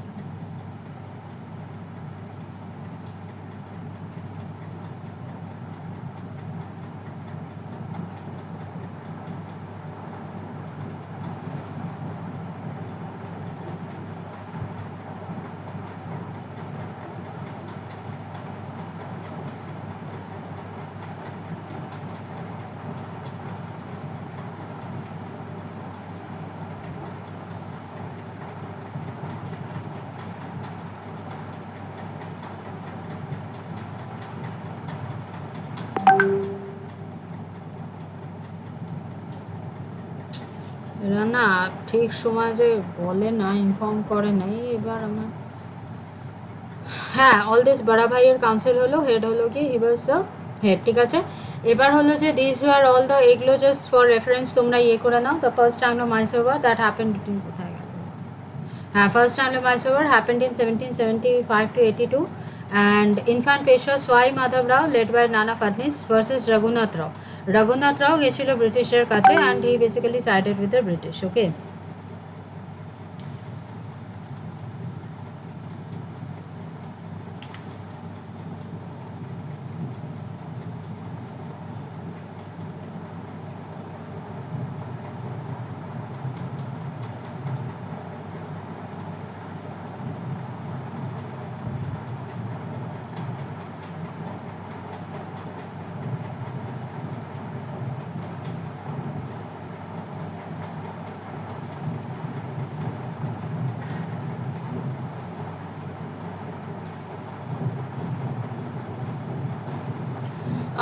Then the second Anglo-Maratha war happened in 1802 to 1806. Basically, কেন এই গ্যাপটা ছিল? Because there was this treaty of Salbai which was signed and a peace was maintained for 20 years. তো 20 years মানে 82 থেকে দেখো ঠিক 1802 immediately পরেই আবার ব্রিটিশের মাথার পোকা নড়ে গেছে and the third battle of Panipat, yes. And during that time the Governor General was Wellesley, ঠিক আছে? And finally third Anglo-Mysore war happened in 1717 to 18. তখন কি করলো? তখন সব যেগুলো মারাঠা পাওয়ার ছিল শেষবারের মতো they basically started to form an alliance against the British, but then it was too late, ঠিক আছে? too late and Lord Hastings এর সময় হয়েছিল and decisive victory of the British. এটা হয় একটা জিনিস হয়েছিল যে টোটাল মারাঠা পাওয়ারটা was swiped out from India, মানে at least পাওয়ার যেটা Peshwa was pensioned off to Bittur, ওর থেকে নিয়ে নিল. Bombay Presidency carved out. Small kingdom of Satara was formed for the Marathas as dependents of the British. এবং তারপর থেকে they became the dependents of the British এবং শেষের দিকে তো ওদের পেনশন দেওয়া পর্যন্ত বন্ধ করে দিয়েছিল. এবং শুধু পেনশন দেওয়া বন্ধ করেনি, যে রুলার্সদের আলাদা একটা বেনিফিট ছিল সেটা যখন নিয়ে নিল তখন বেসিক্যালি নানা বারবার আমার নানা পাটেল বলছি. All these reasons were they basically led to the 1857 revolt. তারপরে কি হলো? অ্যাংলো শিখ ওয়ার. শিখরা বেসিক্যালি ফর্মড আ রিং ফেন্স পলিসি. তোমাদের অলরেডি বলেছি ঠিক যখন দিস রঞ্জিত সিং ডায়েড, তখন শুধু রঞ্জিত সিং ডায়েড না the threat of Napoleon also vanished, then they thought that okay, now it is time to যে শেখ এম্পায়ারের ওপর আমরা ঝাঁপিয়ে পড়বো। and 1845 to 46 থেকে লর্ড হার্ডিঞ্জের সময় first Anglo-Sikh war happened, and it ended with the Treaty of Lahore in 1846, defeat of the Sikh forces in the Battle of Sobraw, এবং তখনই একটা subsidiary alliance করে British resident Sir Henry Lawrence was appointed as the Sikh court। তারপর থেকে তো ঝামেলা শুরু করলো, তারপরে আবার শিখেরা ফাইনালি ইউনাইটেড হয়ে 1848 battle of Chillianwala and the battle of Gujarat, not that Gujarat, that is in Punjab, during the time of Dalhousie and the total annexation of Punjab। এবার হলো ডালহাউসির প্রতিপত্তির শুরু। Dalhousie was basically the maker of modern India, all these railways, the acquisitions, everything was done by him, ঠিক আছে। annexation of Awadh finally ঝেটিয়ে বিদায় করলো কলকাতায়, and Awadh was very important because it was একটা হলো যে it was also forming a border policy, second হলো যে it was a hub of cotton, this was also very important, plus it was very fertile, Indo-Gangetic plains এর মধ্যে আছে, and also Awadh এর থেকে maximum army পেত British, ঠিক আছে। So this was a person, আমি ওই ছবিটা দিলাম না, বড্ড অশ্লীল ছবি ছিল, আরেকটা ছবি ছিল। So Awadh was already a subsidiary state, first ruler to enter after the battle of Buxar, and what was the reason? Nawab had spent all the treasure to bear the expenses, তারপরেও হলো ব্রিটিশার্সরা এরকম করলো। Administration was on the verge of collapse, ভাই আমি সব টাকা দিয়ে দিয়েছি, তোদেরকে দিয়েছি, তো অবভিয়াসলি আমি অ্যাডমিনিস্ট্রেশন কী করে চালাবো, এবং সেই রিজনের জন্য ওকে ম্যাল অ্যাডমিনিস্ট্রেশন বলে ওকে ওখান থেকে সরিয়ে দিল। Dalhousie got charges of maladministration against him. Awadh was annexed and Nawab was sent to Calcutta. Then we had the war with the frontier states, যার রিজন ছিল টোটালি কমার্শিয়াল। নেপাল থেকে ওরা নেপালের জঙ্গল থেকে কাঠ কেটে সব ইয়ে বানাতো, plus Nepal was also a part of their frontier policy, and that happened during the time of Warren Hastings. Anglo-Burmese war, Burma same commercial benefits. Amherst, Dalhousie, Dufferin, এটা অনেক দিন চলেছিল। আফগান ওয়ার, এটা আরও ঝামেলা হয়েছিল বিকজ অনেক British forces died during that war. Auckland and Lord Lytton, Lord Lytton এই আরেকটা অসুখ হলো, ঠিক আছে। ওকে, বাক্সারের পর কি হলো, immediately immediately after the battle of Buxar what happened? Mir Qasim lost the battle and Mir Zafar was again made the Nawab. Treaty of Allahabad was signed. Dukhana treaty was signed. One was signed with the Nawab of Awadh, the other was signed with the Mughal Emperor Shah Alam II. Company got the tax collection rights of Bengal, Bihar, Odisha, now totally free for private trade, for commercial trade, for everything. And in return paid 26 lakh rupees annually to the Mughal Emperor. Shuja-ud-Dawla had to pay 50 lakh rupees as a war compensation, that is from Awadh, ঠিক আছে। এরপরে হলো যে the dual system of Robert Clive, সেটা হলো যে ব্রিটিশার্সরা দিওয়ানি grants পাবে, মানে টাকাটা পাবে, কিন্তু অ্যাডমিনিস্ট্রেশনটাকে কন্ট্রোল করবে, কিন্তু কোনো যদি ঝামেলা হয় তাহলে কিন্তু ওরা রেসপন্সিবিলিটি নেবে না। This happened under lord Clive, এখানে কিন্তু রবার্ট ক্লাইভ বলছি না। Clive after the battle of Plassey went to England, এবং ওকে রীতিমতো সম্বর্ধনা দিয়ে লর্ড উপাধি দেওয়া হলো, and again sent to India. And Indian rulers was again Nizamud-Dawla, totally disrupted administrative system, and the dual government and the economic drain of Bengal happened 1765 থেকে 1772, and 1770 থেকে শুরু হলো গিয়ে বেঙ্গল ফ্যামিন। তারপরে রবার্ট ক্লাইভকে ডেকে পাঠানো হলো, and Warren Hastings was sent, ঠিক আছে, along with the regulatory act. Growth of the British Empire দেখে নাও 1767 after the signing up of the Treaty of Allahabad, only এই পার্টটা এসেছিল এবং এই পার্টটা এসেছিল। তারপরে 1805 মারাঠা অনেকটা চলে এসেছিল, হায়দ্রাবাদ চলে এসেছিল, মাইসোর চলে এসেছিল, and all the southern parts of India came under the British rule. And then finally in 1858 after the Sepoy mutiny almost the whole part of India came, শুধু গ্রিন পার্টস গুলো সাবসিডিয়ারি অ্যালায়েন্স করে রেখেছিল বলে ওদের নিজস্বত্ব একটা ছিল, but anyways they were under the British eyes. Economic impact শুরু হয়ে গেল, the drain of wealth, land revenue policy, deindustrialisation, railway, that was in 1853। রেলওয়েটা মানে বেসিক্যালি করেছিল ব্রিটিশদের কমার্শিয়াল বেনিফিটসের জন্য। Deterioration of agriculture and the landless labour. এবার আমরা basically we will look into the this thing, the Regulating Act of 1773. Please have a read, then we will go to the next part.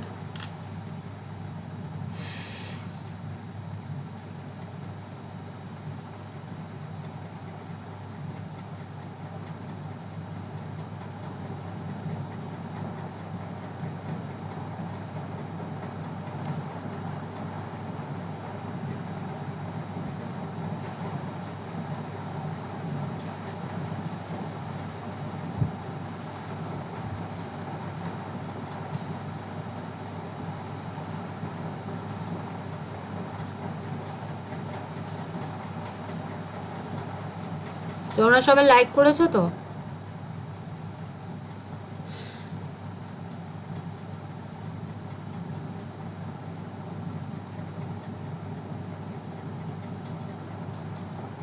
PDF তো আমি দেবো না, PDF আমি ইউটিউবের ক্লাসে দিই না।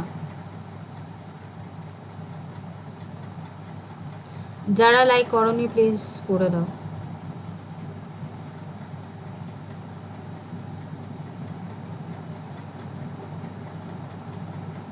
অলরাইট, পড়া হয়ে গেলে please let me know. And the most important thing is there was also conflict. এই যে 1773-তে যে ঝামেলাটা হয়েছিল, আচ্ছা তোমরা পড়ো, আমি 2 মিনিট একটু শ্বাস নিয়ে নিই বাবা।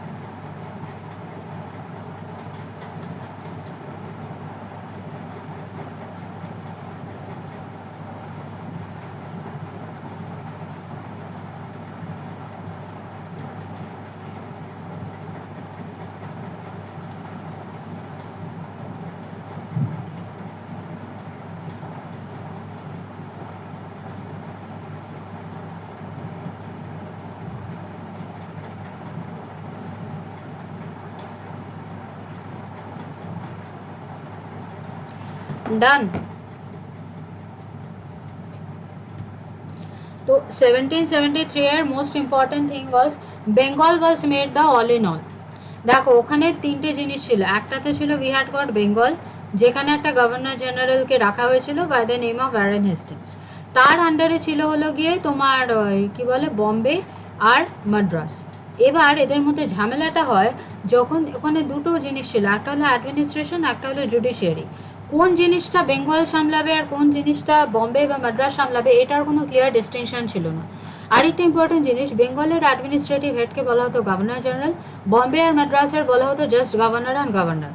গভর্নর জেনারেল অ্যান্ড গভর্নরের মধ্যেও কোনটা ওরা মেনটেন করবে আর কোনটা গভর্নররা মেনটেন করবে এটা বলা হলো না। থার্ডলি, শুধু বেঙ্গলের মধ্যে যদি দেখা যায়, ওয়ারেন হেস্টিংস ছিল he was a head of administration, Elijah Impey ছিল he was a head of the judiciary. এদের দুজনের মধ্যে আবার ক্লাশ লাগলো because administration and judiciary was not different. ঠিক আছে, so this were the important things that happened. And এটা পড়ে নিয়েছো, let us move on to the next slide.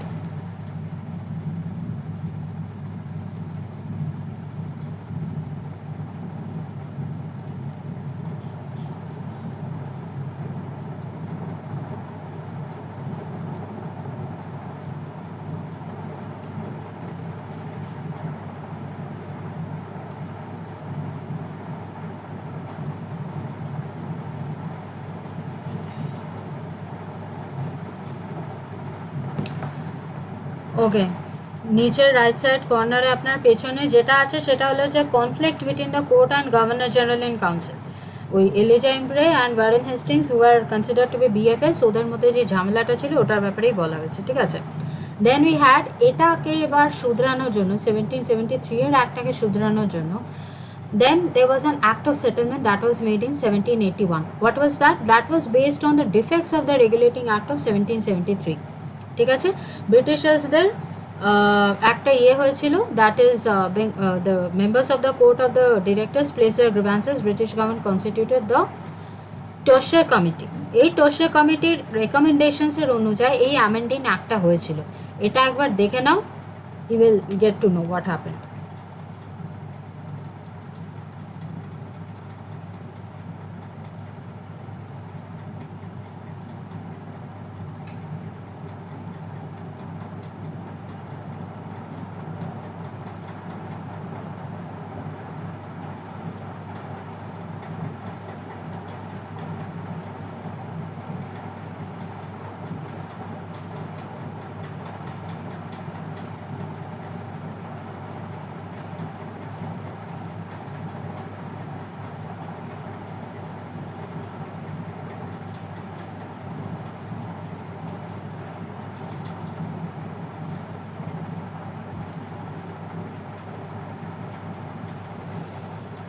তো দেখবে ব্রিটিশদের সময় যে কটা অ্যাক্টস হয়েছে, যে কটা যাই কিছু হয়েছে, সব অ্যাক্টসগুলো ভুলভাল হয়েছে এবং সেই অ্যাক্টসগুলোর ডিসক্রিপেন্সিগুলো পরে আবার একটা অ্যামেন্ডিং অ্যাক্ট হয়েছে।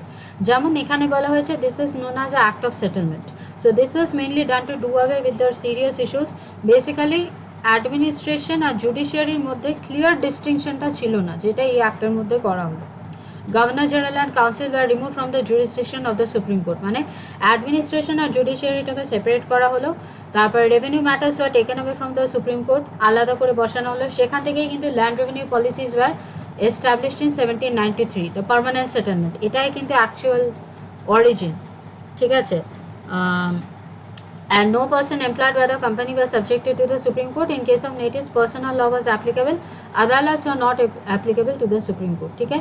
Pitt's India Act, then it is very very important because William Pitt became the Prime Minister of England and he was the youngest Prime Minister to have become at the age of 23 only, and he managed the political aspects. তখন see, you don't have to basically get into the details. এখানে যেটা সব থেকে important করলো সেটা হলো যে dual governance করলো, ঠিক আছে। Calcutta became the capital of the British possession of India, আর ম্যাড্রাস অ্যান্ড বম্বেকে ক্লিয়ারলি ডিস্টিংগুইশ করা হলো যে ম্যাড্রাস অ্যান্ড বম্বে থাকবে ক্যালকাটার আন্ডারে। ক্যালকাটা যা বলবে বা ক্যালকাটার গভর্নর জেনারেল যা বলবে সেটাই ম্যাড্রাস আর বম্বেকে বলতে হবে, শিখতে হবে। আর পিটস ইন্ডিয়া অ্যাক্ট আরেকটা ইম্পর্টেন্ট জিনিস ক্লিয়ার করলো, দেখো ইয়ারটা হলো 1784, এবং ও এসে বললো যে ইন্ডিয়ার সব পজিশন খুব তাড়াতাড়ি ব্রিটিশদের নিতে হবে। ফলস্বরূপ হলো Anglo Mysore war. Fourth Anglo Mysore ওয়ারটা বিশেষ হতো না যতক্ষণ না পিটস এটা ডিক্লেয়ার করে দিত gradual imperialism should be rolled out in India, ঠিক আছে। আরেকটা হলো গিয়ে তোমার গেল কোথায়, there are two important things that were establish. একটাতে হলো বোর্ড অফ কন্ট্রোল, সেখানে হলো যে যেটার company the board of control was basically the political ফাংশনসগুলো মেনটেন করতো and that was control by the British government. মানে বেসিক্যালি ইস্ট ইন্ডিয়া কোম্পানি দুটো ভাগে ভাগ হয়ে গেল, ঠিক আছে।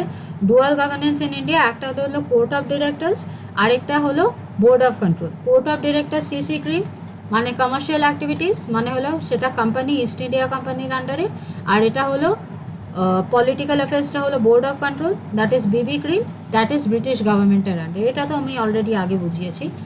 নেক্সট পার্ট, এবার আবার ঝামেলা শুরু হলো। কি ঝামেলা শুরু হলো, যে আমেরিকান ওয়ার অফ ইন্ডিপেন্ডেন্স, দেখো ইয়ারটা দেখো 1783, 1783তে we had the amending act, ঠিক আছে। 1783তে we had the amending act. তার আগে আমেরিকা অলরেডি ইন্ডিপেন্ডেন্স পেয়ে গেছে 1783।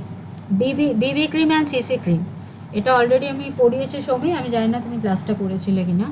সো লর্ড কর্নওয়ালিস ওয়াজ ব্রিটিশ আর্মি অফিসার, খুব বাজেভাবে হেরেছিল, কিন্তু ও যেহেতু পিটসের খুব ভালো সম্পর্ক ছিল তাই জন্য ওকে ইন্ডিয়াতে গভর্নর জেনারেল হিসেবে পাঠানো হয়েছে।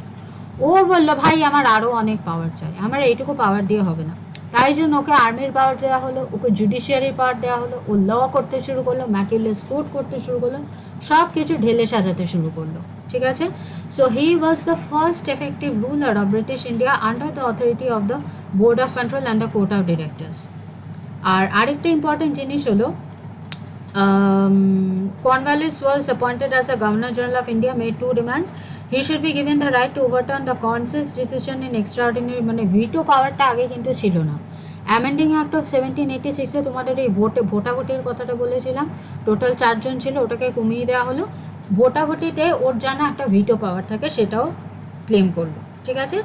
আর বিশেষ কিছু তোমার আরেকটা বলা হলো personal liability clause given by the governor general made by the amending act with, মানে বললো যে আমার যদি পার্সোনাল মানে মতো যদি আমার কিছু ইচ্ছা হয় তাহলে আমি সেটা করতে পারবো, ঠিক আছে। দেন কর্নওয়ালিসের সময় যে যে ইম্পর্টেন্ট জিনিসগুলো হয়েছে, introduction of the permanent settlement, establishment of the judiciaries, civil services in India, Sanskrit college was establish, Cornwallis Code was established, that is a body of legislation by the East India Company to improve the governance of its territories, and as a whole it provided social and political stability. Defects হলো any kind of এটা বিশেষ দরকার নেই, ঠিক আছে। Charter act of 1793, charter act of 1793 এর সব কিছু জিনিস আবার ঢেলে সাজানো হলো। So this act basically continued the company's rule over the British. আবার চার্টারটা করা হলো for 20 years. First idea of a secular structure, মানে এটা সবথেকে ইম্পর্টেন্ট জিনিস হলো প্রথমবার describe the rights and privileges and immunity of the Indian subjects, মানে কোর্ট বা জুডিশিয়ারিতে ইন্ডিয়ান সাবজেক্টস বা ইন্ডিয়ানসদের যে একটা পাওয়ার আছে সেটা এটা প্রথম এস্টাবলিশ করলো, ঠিক আছে। আরেকটা হলো যে Cornwallis code was implemented. Also this was a year, দেখো 1793 কিন্তু permanent settlement act was rolled out. Plus revenue, judiciary, everything was basically আলাদা করা হলো সব কিছুর মধ্যে থেকে। Governor general was given more powers. এবার হলো ওভাররাইডিং পাওয়ার্স দেওয়া হলো from the governor of Madras and Bombay when he was in Bombay আর মাদ্রাস, মানে governor general of India that is Lord Cornwallis যদি বম্বে আর মাদ্রাসে যায় তাহলে শুধু লর্ড কর্নওয়ালিসেরই চলবে, গভর্নর অফ মাদ্রাস আর বম্বে চলবে না, ঠিক আছে। এগুলো পরে তোমরা দেখে নেবে, আমি আলাদা করে বলছি না। সব থেকে ইম্পর্টেন্ট যেটা হলো সেটা হলো যে ট্রেড লাইসেন্স চায়নার সাথে একটা দ্বন্দ্ব বাঁধলো, ওপিয়াম ওয়ার, মোনোপলি অফ ওপিয়ামটা শুরু হলো। আরেকটা হলো যে বোর্ড অফ কন্ট্রোল, ঠিক আছে, board of control composition change হলো, আর civil services was basically introduced in India. এই কটা জিনিসের মনে রাখো, অন্যগুলো তোমরা রিভাইজ দিয়ে নেবে। Then we have the charter out of 1813, very very significant, কারণ ক্রিশ্চিয়ান মিশনারিজরা এখান থেকেই আসতে শুরু করলো। এডুকেশনের দিকে ইন্ডিয়া 1 লাখ করলো, ইনভেস্ট করলো। অ্যান্ড এটা অ্যাকচুয়ালি কিসের জন্য হয়েছিল? It basically happen because of the continental system of Napoleon. Continental সিস্টেমের জন্য ইংল্যান্ডের অনেক ইকোনমিক ক্ষতি হয়েছিল একটা সার্টেন পয়েন্ট অফ টাইমে, তাই জন্য ইন্ডিয়ার সাথে ট্রেডে অন্য ইংলিশ মার্চেন্টসরাও অলসো ট্রেড লাইসেন্স পেতে শুরু করলো।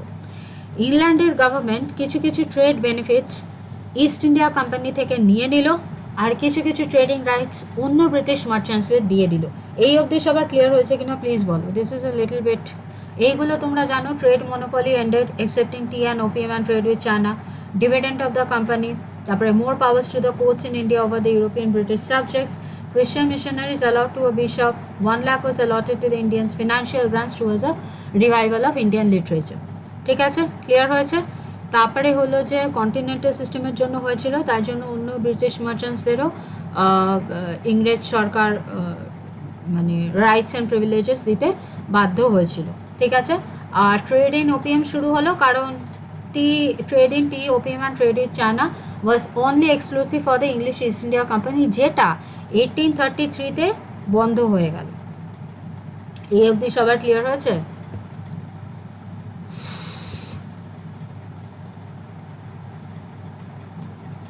ওকে, দেন এবার হলো যে then we have the charter out of 1833। 1833টা একদম করো প্লিজ।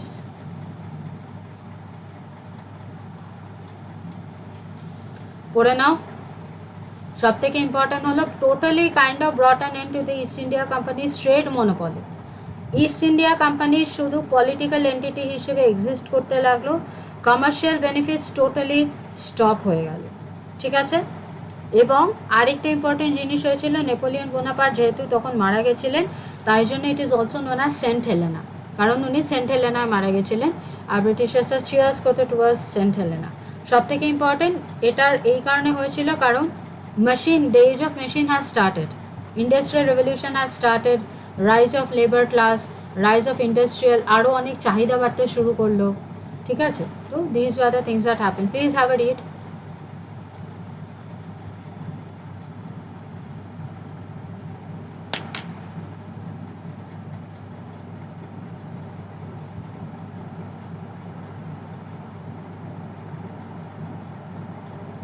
এই তো আবার ঝামেলা করছে,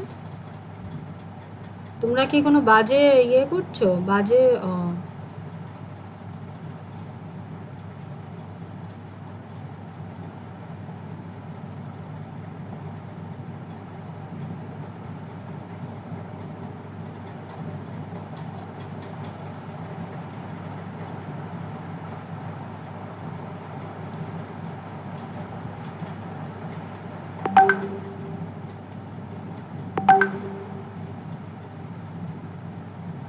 না না, আমি এখন রিপোর্ট করে ব্লক করলাম তো।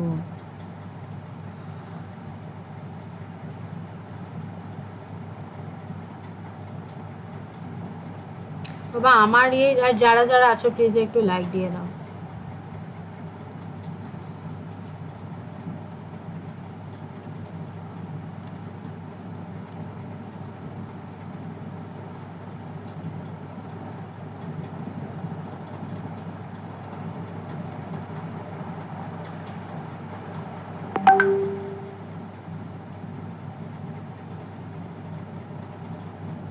খুব বিরক্তিকর এগুলো, সিরিয়াসলি বলছি।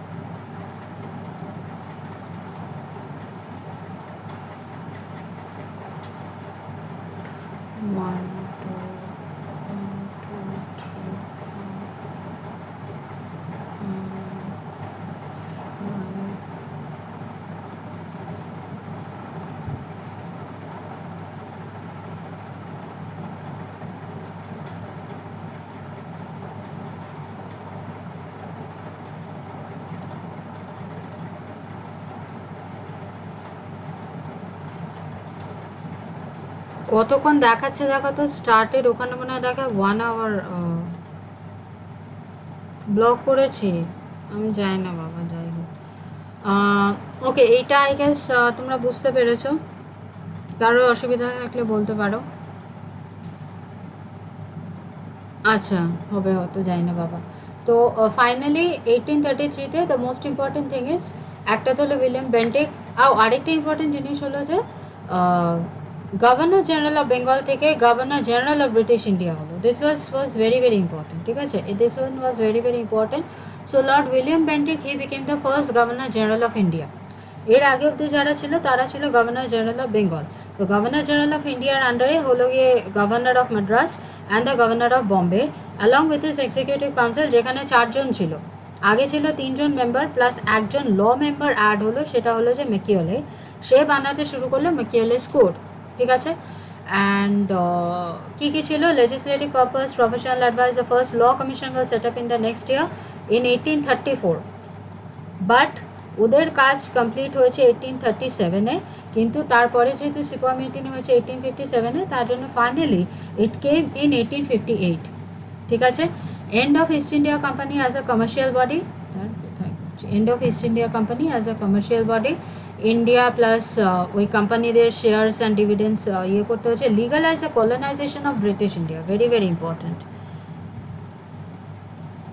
पता नहीं Bhanu Pratap Singh, vacant post in Bengal presidency, that was governor of presidency of Bengal, presidency of Agra and the presidency, আচ্ছা presidency of Agra কেন ফরমেশন হয়েছিল নিশ্চয়ই বলেছি, so as to keep a close watch on the Mughal rule without directly acquiring it, ঠিক আছে। এবার হলো গিয়ে then we have 1853, 1853 was the last charter। আর আরেকটা ইম্পর্টেন্ট জিনিস হলো that was not মানে extended for 20 years। তো it happened immediately before the sipahi mutiny, annexation of Sindh and Punjab হয়ে গেছিলো, আনডিউ এক্সপেন্ডিচার বেশি মানে ওভার সেন্ট্রালাইজেশন হচ্ছিল, governor general of India continue to be the governor general of Bengal as well. সুতরাং যেহেতু ও ফেভার করছিল বেঙ্গলকে, তাই জন্য demand for decentralization of the Indians. আরেকটা ইম্পর্টেন্ট জিনিস হলো, সিগনিফিকেন্ট জিনিস, ইস্ট ইন্ডিয়া কোম্পানি কোনো না কোনো একটা টাইমে এন্ড হয়ে যেত, কারণ this was the first charter that was not renewed for another 20 years, ঠিক আছে। আর separation of the executive and the legislative parliamentary system, separate governor for the Bengal presidency, কেন যেহেতু governor general of India governor general of বেঙ্গলও ছিল এবং বেঙ্গলকে আলাদা করে গ্র্যাটিফাই করা হচ্ছিল, তাই জন্য বেঙ্গলের জন্য আলাদা করে একটা গভর্নর রাখা হলো। Open competition for civil service, extend company's rule, no specific time period, had to end it at any time. Basically সিপাহি মিউটিনিটা হয়ে গেল and finally it ended the company's rule. And also lieutenant governor at the Punjab presidency, that was also form. ঠিক আছে, তারপরে হলো গিয়ে নাও the economic impact. এগুলো আমি অলরেডি তোমাদের আগে পড়িয়েছি, but still let us just revise. প্রথমে তো হলো যে ওরা ল্যান্ড রেভিনিউ পলিসিটাকে খুব সিরিয়াসলি নিয়ে নিয়েছিল এবং ল্যান্ড রেভিনিউ পলিসিসের জন্য একটা separate class of land reforms, landlord class was developed, যাদেরকে বলা হতো জমিদার। আগে কিন্তু এই জমিদার সিস্টেমটা ছিল না। আগে যারা ছিল তারা ছিল মিলিটারি গভর্নর, যাদের মিলিটারি রাইটসও ছিল। যেহেতু মিলিটারি রাইটসটা এখন ব্রিটিশের হাতে চলে গেছিল, তাই জন্য এখন জমিদাররা শুধু, এবং আরেকটা জিনিস কি, সুপ্রিম কোর্টের জুরিসডিকশন থেকে রেভিনিউটাকে সেপারেট করে দেওয়া হয়েছিল, তাই জন্য ওদের কোনো জুডিশিয়ারি রেসপন্সিবিলিটি ছিল, জুডিশিয়াল রেসপন্সিবিলিটি ছিল না, আর কোনো মিলিটারি রেসপন্সিবিলিটি ছিল না, অ্যাডমিনিস্ট্রেটিভ রেসপন্সিবিলিটিও ছিল না। ওদের শুধু একটাই রেসপন্সিবিলিটি ছিল, টাকা কালেক্ট করো, টাকা দাও, that's it. Similarly industrial revolution চালু হয়ে গেল ফুল সুইংয়ে ইন ইংল্যান্ড, এবং জুট অ্যান্ড কোলের খুব সিগনিফিক্যান্ট একটা, এবার এই যে জুট অ্যান্ড কোলের একটা সিগনিফিক্যান্ট ডিমান্ড দেখা গেল, সেখান থেকে শুরু হলো দ্য কমার্শিয়াল ক্রপসের ফসল in India, cotton, jute, sugar কেন, ট্যাপিওকা, এটসেট্রা এটসেট্রা এটসেট্রা। এবং সেটা হতে দেখা গেল India, which was basically a food crop producing nation এবং which was self sufficient, সেখান থেকে ফুড ক্রপটাকে টোটালি ডিমলিশ করে প্রায় it was converted into a cash crop nation. এবং যেই ফুড ক্রপসগুলো ইন্ডিয়া করতো সেগুলো বেসিক্যালি বাইরে চলে যেত। সেখান থেকে পোভার্টি অ্যান্ড ফ্যামিন হলো, ডিস্ট্রাকশন অফ ইন্ডিয়ান হ্যান্ডিক্রাফটস হলো। ইন্ডিয়ান হ্যান্ডিক্রাফটস না হলে তাহলে ব্রিটিশার্সরা মার্কেট কোথায় পাবে? ঠিক আছে, peasant community was totally ruined because of the faulty land revenue policy. সেখান থেকে হ্যান্ডিক্রাফটস থেকে এবার এগ্রিকালচারে চলে এলো, সেখান থেকে footfall in the agriculture increase. Princely স্টেটের বলে আর কিছু আলাদা করে ওদের শান অ্যান্ড শহরত আর কিছু থাকলো না। ঠিক আছে, 1 second.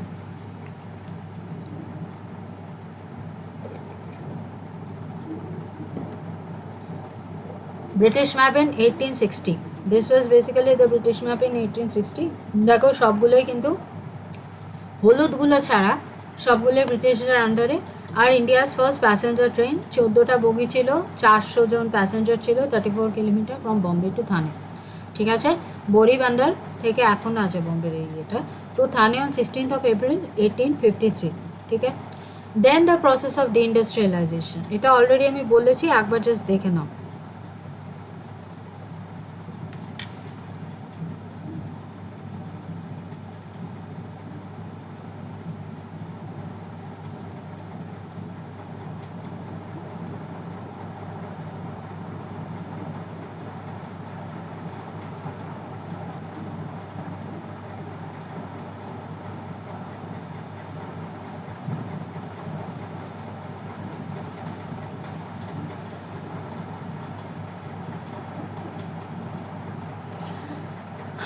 যারা আছে তারা প্লিজ লাইক করে দাও।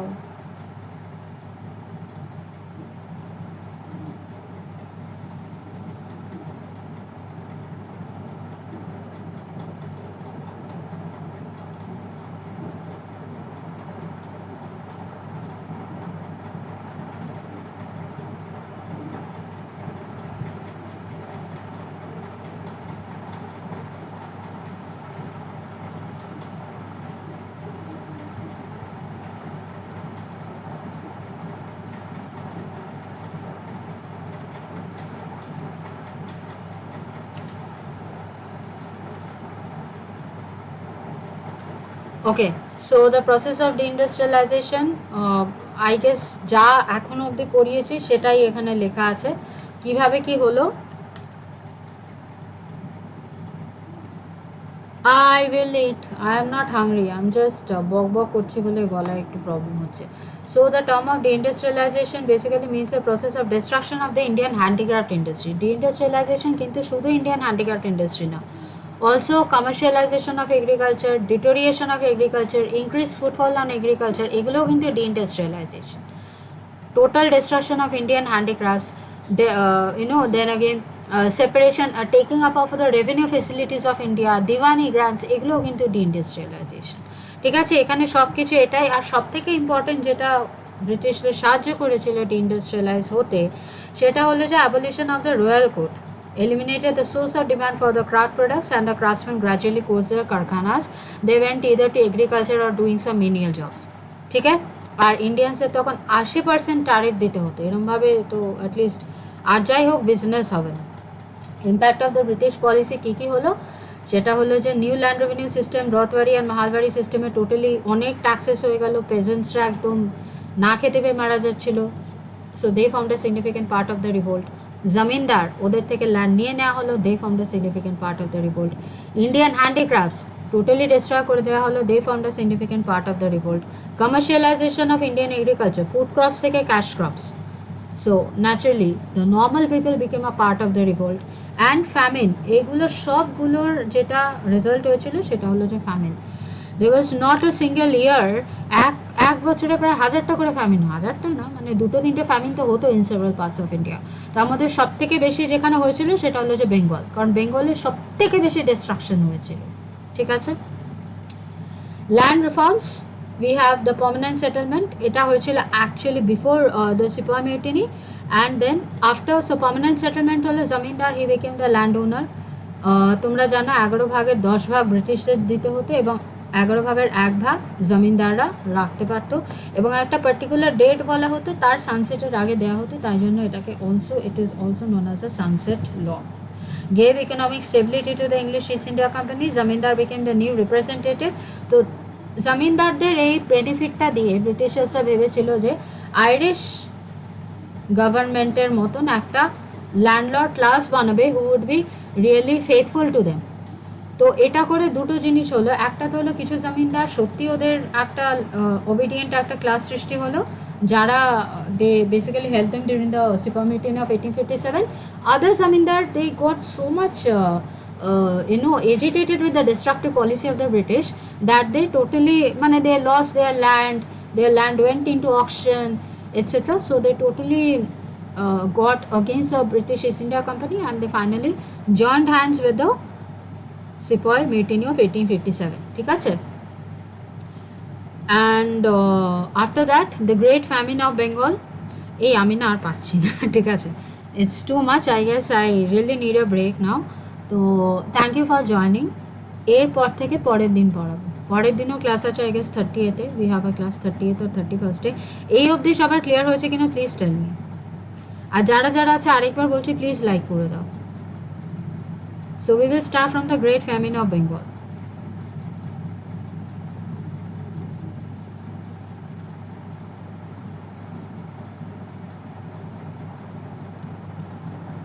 সবার ক্লিয়ার হয়েছে কিনা প্লিজ রেসপন্ড করো, যারা যারা আছে প্লিজ রেসপন্ড।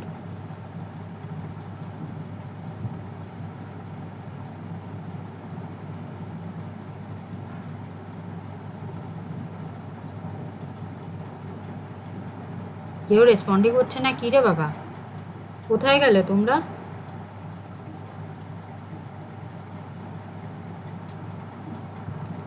ক্লাসটা কেমন লাগলো, মাথায় ঢুকেছে? আমি জাস্ট পরপর বলার চেষ্টা করলাম।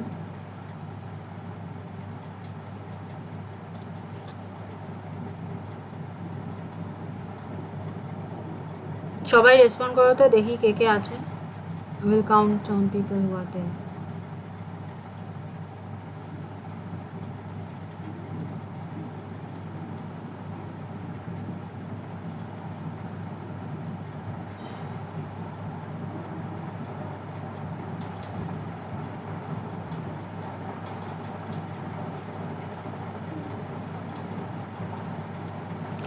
বুঝলেই আমি না হ্যাপি, না বুঝলে তোমরা অনেকবার বলতে পারো।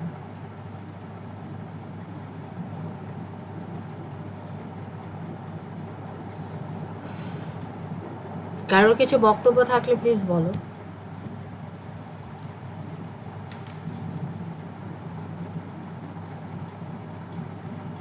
Every slide takes a lot of time to compose, and I'm very sure no one in Unacademy will give so much of efforts to making these slides.